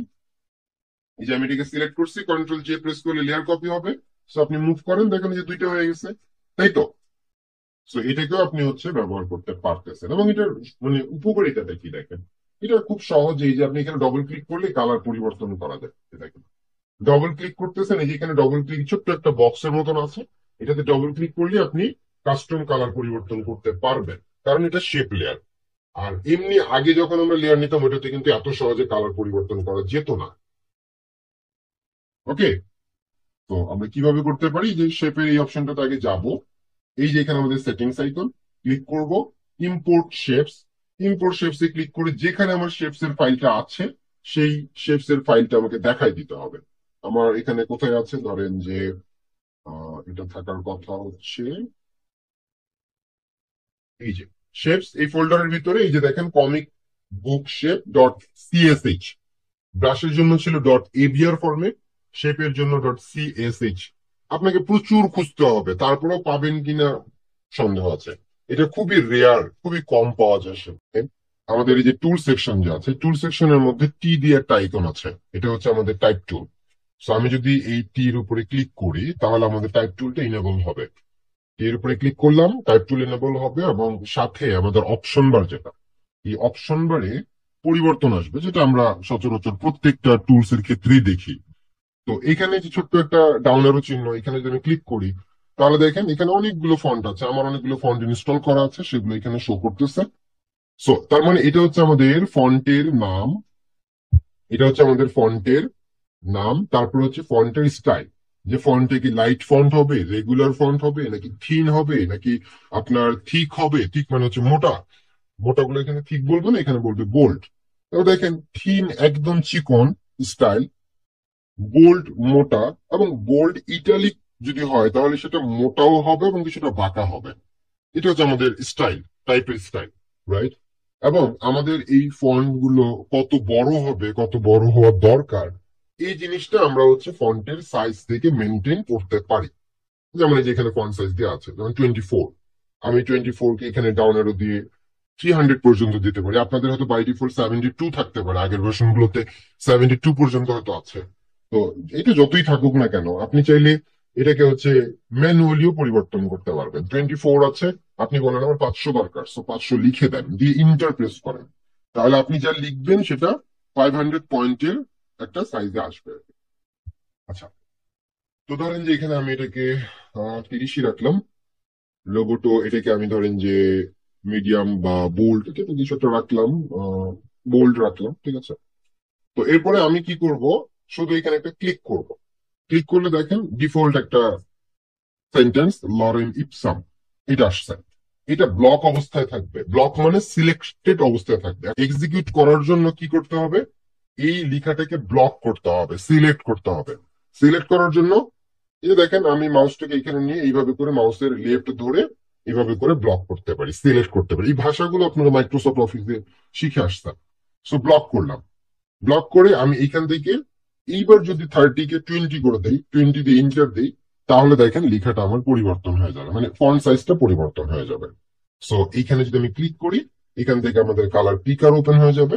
দেন এখান থেকে আমি যে কোনো টাইপের কালার ব্যবহার করতে পারবো। এবার আমি ধরেন যে একটু এই সেকশন গুলোকে একটু ফাঁকা করে নিলাম। এই যে আমাদের লেয়ার প্যালেটটা দেখেন, এখানেও কিন্তু আমাদের লেয়ার নিতে হয় নাই। আমি লিখতেছি, লিখতে গিয়ে আমাকে কিন্তু কোনো নতুন লেয়ার নিতে হয়েছে, হয় নাই, অটো লেয়ার আসছে। যেভাবে শেপে অটো লেয়ার তৈরি হইতো, সেম ভাবে আমাদের ফন্টেও অটো লেয়ার তৈরি হয়ে যাচ্ছে। টেক্সট লিখলেও অটো লেয়ার তৈরি হয়ে যায়। তো এরকম, এটার নাম হচ্ছে লেয়ার থাম্বনেল। তো এই লেয়ার থাম্বনেলের উপরে যদি আপনি ডবল ক্লিক করেন, তাহলে আপনার পুরো লেখাটা ব্লক হবে। আমরা চাইলে কিন্তু এখান থেকে এইভাবে করে ব্লক করতে পারতাম। আরেকটা ওয়ে হচ্ছে যে লেয়ার থাম্বনেলের উপরে ডবল ক্লিক করলে কি হয়, এখানে যত লেখা থাকবে সবগুলোই ব্লক হবে, সিলেক্ট হবে। এরপরে এই যে আমাদের লেখাটা, আমরা বলতেছি যে লরেন ইপসাম তো আমার লেখার কথা না, আমি লিখতে চাই না, বাট এটা বাই ডিফল্ট দিছে। সো এখন আমি এটাকে কেটে দেবো কিভাবে? এই যে ব্লক করব, প্রথমে ব্লক করে কিবোর্ড থেকে ব্যাক স্পেস প্রেস করব, তাহলে লেখাটা চলে যাবে, শুধু মাউসের কার্সারটা ব্লিঙ্ক করবে। মানে আমি এখন চাইলে লিখতে পারি। কি লিখতে পারি? ধরেন যে আমরা বললাম যে ড্রিমল্যান্ড আইটি। ওকে, অপশন বারের মধ্যে দেখেন এই যে এরকম একটা টি এর অপশন আছে, তার পাশে একটা ডকুমেন্ট টাইপের একটা আইকন আছে। এই আইকনে যদি আমরা ক্লিক করে দেই, তাহলে দেখবেন ক্যারেক্টার প্যানেল নামে একটা জিনিস ওপেন হয়ে গেছে। সো যদি মনে করেন এখানে আমি পাচ্ছি না বা খুঁজে পাচ্ছি না, বুঝতে পারতেছি না, ওকে ফাইন, চলে যান নেভিগেশন মেনু উইন্ডোতে।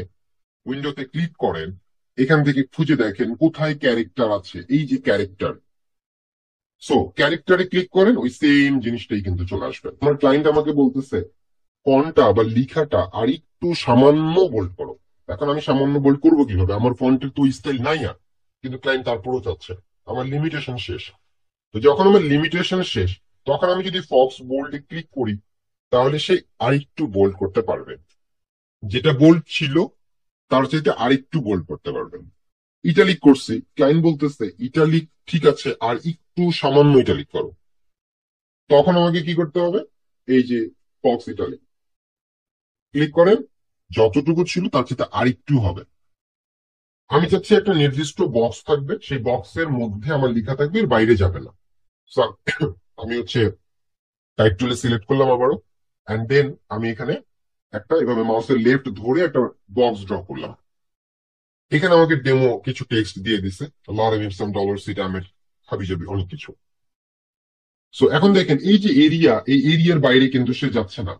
এই যে এখানে একটা ওয়ার্ড, যে ওয়ার্ডটা একটু বড় ছিল, ইনসিডিডান টাইপের একটা ওয়ার্ড। সো এই ওয়ার্ডটা এখানে জায়গা হয়নি, সে কি করছে, হাইফেন দিয়ে নিচের দিকে নামাই দিচ্ছে, যেটা আমরা অনেক সময় খাতার মধ্যে লিখি, লিখতে গেলে হয়তো একটা ওয়ার্ড লেখা শুরু করে ফেলছি, জায়গা হচ্ছে না, হাইফেন দিয়ে পরে আবার লাইনে চলে যায়। সো যদি আমরা এইভাবে করে করতে চাই, এইভাবে করেও করতে পারি। আবার যদি বলি যে না, আমার হাইফেন দরকার নাই, আমি হাইফেনের চাচ্ছি না, আমার টেক্সটের মধ্যে হাইফেনের থাকবে না, তাহলে আমি প্রথমত পুরোটাকে ব্লক করলাম।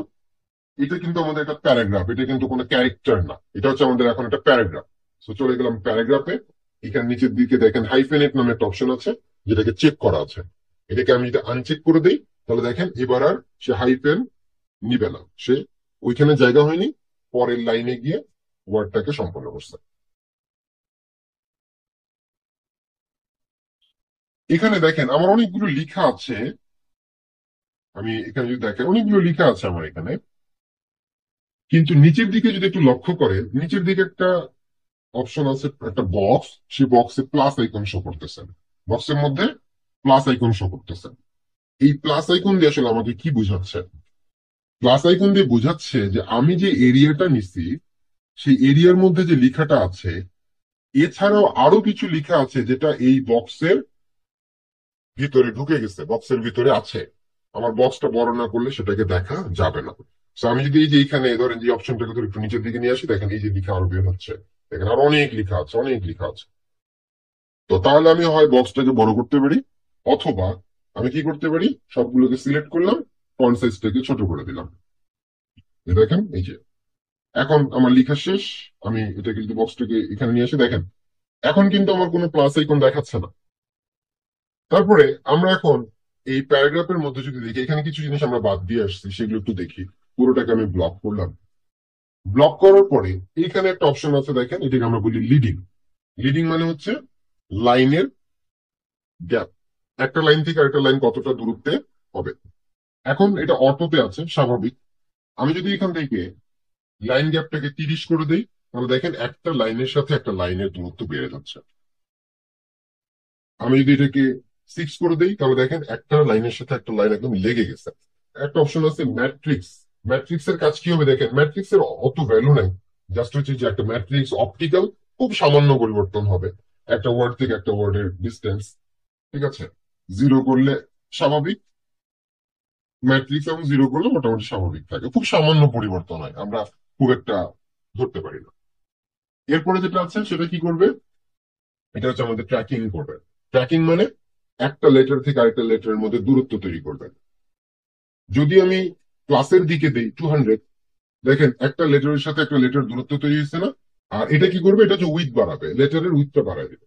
সো আমি এখানে ধরেন যে 200 করে দিলাম, দেখেন এই যে লেটারের উইথটা বাড়ায় দিবে। আর জিরো পয়েন্ট এটা যেটা আছে, এটা হচ্ছে আমাদের এই যে এইটাকে আমরা বাড়াইতে পারি কমাইতে পারি, দেখেন এটা হচ্ছে ইনডেন্ট করবে।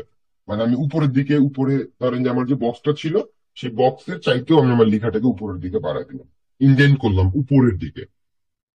সো এই যে ড্রিমল্যান্ড, এই কথাটাকে আমরা ব্লক করে চাইলে এখানে টি নামের একটা, টি এর একটা আইকন আছে, যেটা হচ্ছে আমাদের ওয়ার্ড, ওয়ার্ড, ওয়ার্ডের ওয়ার্প হবে, টেক্সটটাকে ওয়ার্প করবে। ওয়ার্পের কিছু স্টাইল আছে এখানে। আমি যদি ক্লিক করি, তাহলে এখানে দেখেন ওয়ার্প টেক্সট স্টাইল নান, এখন নান সিলেক্ট করা আছে। যদি আমি নানটাকে এআরসি দিয়ে আর্ট করে দিই, তাহলে দেখেন উপরের দিকে রাউন্ড হবে, উপরটা রাউন্ড হচ্ছে। আমি এই রাউন্ডটাকে মডিফাই করতে পারবো বেন্ড থেকে। এই দেখেন কতটা রাউন্ড করতে চাই, মাইনাস দিলে নিচের দিকে রাউন্ড হবে, প্লাস দিলে উপরের দিকে রাউন্ড হবে। যদি আমি এখান থেকে বলি আর্ক লোয়ার, তাহলে লোয়ারের মতন হবে। এই যে দেখেন, প্লাস দিলে নিচের দিকে হবে, মাইনাস দিলে উপরের দিকে হবে, এই যে। এখন আমি টাইপ টুলে যাব। টাইপ টুলে যাওয়ার পরে আমি এখন সিলেক্টেড আছি কিন্তু শেপের লেয়ারটা, এই যে শেপের যে লেয়ার, এটা কিন্তু আমি এখন সিলেক্টেড অবস্থায় আছি।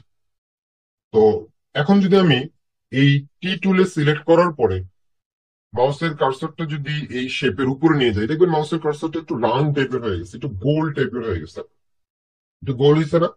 তার মানে হচ্ছে আমি এখন যদি এখানে ক্লিক করি, তাহলে এই শেপের ভিতরে লেখা শুরু হবে। দেখেন ক্লিক করলাম, এ দেখেন এই শেপের ভিতরে লেখা শুরু হচ্ছে। আমি যদি ফন্ট সাইজটাকে একটু ছোট করে দেই, দেখেন এই এই শেপের বাইরে যাবে না, এই শেপের বাইরে কিন্তু যাচ্ছে না, দেখছেন, এই যে শেপের ভিতরেই আছে। আমি যদি এই এতটুকু অংশকে সিলেক্ট করি, কন্ট্রোল সি দিয়ে কপি করি, এখানে কন্ট্রোল ভি দিয়ে পেস্ট করি, মানে লেখা বাড়াই, সেম কিন্তু দেখেন এই শেপের বাইরে যাচ্ছে না। কিন্তু এটা কিন্তু আলাদা একটা লেয়ার তৈরি করছে, আমি লেয়ারটাকে কিন্তু আলাদা জায়গায় নিয়েও যেতে পারবো। দেখেন শেপ আলাদা, আমাদের টেক্সটের লেয়ার আলাদা। ডবল ক্লিক করেন, দেখেন এটা কিন্তু আপনার ওই শেপের অবয়বে চলে আসবে। যদি আমরা এটাকে জাস্টিফাই করতাম, জাস্টিফাই অল, তাহলে দেখেন এটা একটা সার্কেলের মতন হইতো। আমরা যদি আরো লেখা দিতে চাই, এটা সার্কেল তৈরি করা সম্ভব আসলে, যে একটা সার্কেল তৈরি করা সম্ভব। ঠিক আছে, তো আপনি এরকম কোন একটা শেপের মধ্যে আপনি চাইলে লিখতে পারবেন। শেপটা আপনার এখন দরকার নেই, প্রয়োজনে ডিলিট করে দেন, শেপ আমার লেখা হয়ে গেছে, এটাই আমার দরকার ছিল না, করতে পারেন। অথবা আপনি যদি পেন টুল দিয়ে বলেন যে আমি পেন টুল দিয়ে একটা শেপ তৈরি করবো, অবশ্যই শেপ মোডে নেবেন। নিয়ে ধরেন যে আপনি বলতেছেন যে এরকম একটা শেপ আমার থাকবে, এরকম একটা শেপ, তার ভিতরে আমি লিখবো। সো লিখে দেখেন এই যে লিখতে পারতেছেন, কন্ট্রোল সি দিয়ে আমি কপি করে কন্ট্রোল ভি দিয়ে আমি পেস্ট করলাম, দেখেন এর মধ্যে লিখে আসতেছে, লিখে আপনি আলাদা সরে ফেলতে পারবেন। তার মানে স্পেসিফিক আপনি একটা কাস্টমাইজ শেপ তৈরি করে সেই শেপের আদলে লেখাটাকে রাখতে পারেন। আবার আমরা এই শেপটা সিলেক্ট থাকা অবস্থায়, আমি টাইপ টুলে আছি, শেপের ভিতরে গেলে মাউসটা, আমার কার্সারটা কি দেখাচ্ছে, রাউন্ড টাইপের দেখাচ্ছে, মানে ভিতরে টাইপ হবে এটা বোঝাচ্ছে। যদি আমি আবার এই যে এজটাতে নিয়ে যাই, সাইড গুলোতে নিয়ে যাই, বর্ডারটাতে নিয়ে যাই, তাহলে দেখবেন মাউসের কার্সারটা একটা ওয়েভ তৈরি করছে, একটু ঢেউ এর মতন তৈরি হয়েছে। এটাকে আমরা বলি টাইপ অন অফ পাথ। মানে এই যে পাথ, এটা একটা পাথ না, এটা আমাদের একটা পাথ না। সো এই পাথ দিয়ে লিখতে দিবে সে আমাকে, দেখেন এই পাথ অনুযায়ী সে লিখে দিচ্ছে। আমি এটাকে সরাইতে চলে সরাইতে পারি, সে ডিলিট করে দেন, এই যে দেখেন ও শুধু যেখানে যেখানে পাথ ছিল ওই পাথ দিয়ে লিখছে। তো সেম ভাবে আমরা যদি এখন একটা সার্কেলের কথা চিন্তা করি, আমরা একটা সার্কেল নিলাম, যে একটা সার্কেল নিলাম, আমরা টাইপ টুলে গেলাম এবং এজটা, একদম এজ যেটা সেখানে গেলাম, দেখেন আমাদের লেখা হচ্ছে না সার্কেলের মধ্যে, দেখেন সার্কেলের মধ্যে লেখা হচ্ছে, আমি শেপটা এখন ডিলিট করে দিলাম, এই যে আমাদের সার্কেলের মধ্যে লেখা আসছে। বুঝতে পারছি? তো এটাকে আমরা বলি টাইপ অন আ পাথ, কোন একটা পাথের উপর দিয়ে আপনি লিখবেন। কিংবা আপনি পেন টুল দিয়ে যদি বলেন, পেন টুল দিয়ে আপনি এইভাবে করে একটা পাথ নিচ্ছেন, এইভাবে করে একটা পাথ নিচ্ছেন, ঠিক আছে, নেওয়ার পরে টাইপ অন এ পাথে গিয়ে আপনি এখান থেকে লিখতেছেন। আচ্ছা, এটা আমাদের ক্লিকটা হচ্ছে একটু ভালো করে করতে হবে, আমরা এখান থেকে ডিলিট করে দিলাম। সো এটা আমি ধরেন যে একটু এই জায়গায় যে ক্লিক করলাম, দেখেন এখানে লর এমিরসন ডলার সি ডামেট একটা পাথে লেখা চলে আসছে। ঠিক আছে? আচ্ছা, এটাকে আমি এখন শেপটাকে যদি সরাই দিই, ওকে, সরে গেল। তো আমি টাইপ অনে পাথ করতে পারি, আমি আবার হচ্ছে এরিয়ার মধ্যেও টাইপ করতে পারি, দুটোই আমার করা সম্ভব। আমি টাইপ টুল, পেন টুল এগুলোকে একসাথে ব্লেন্ড করেও দিতে পারি। আচ্ছা।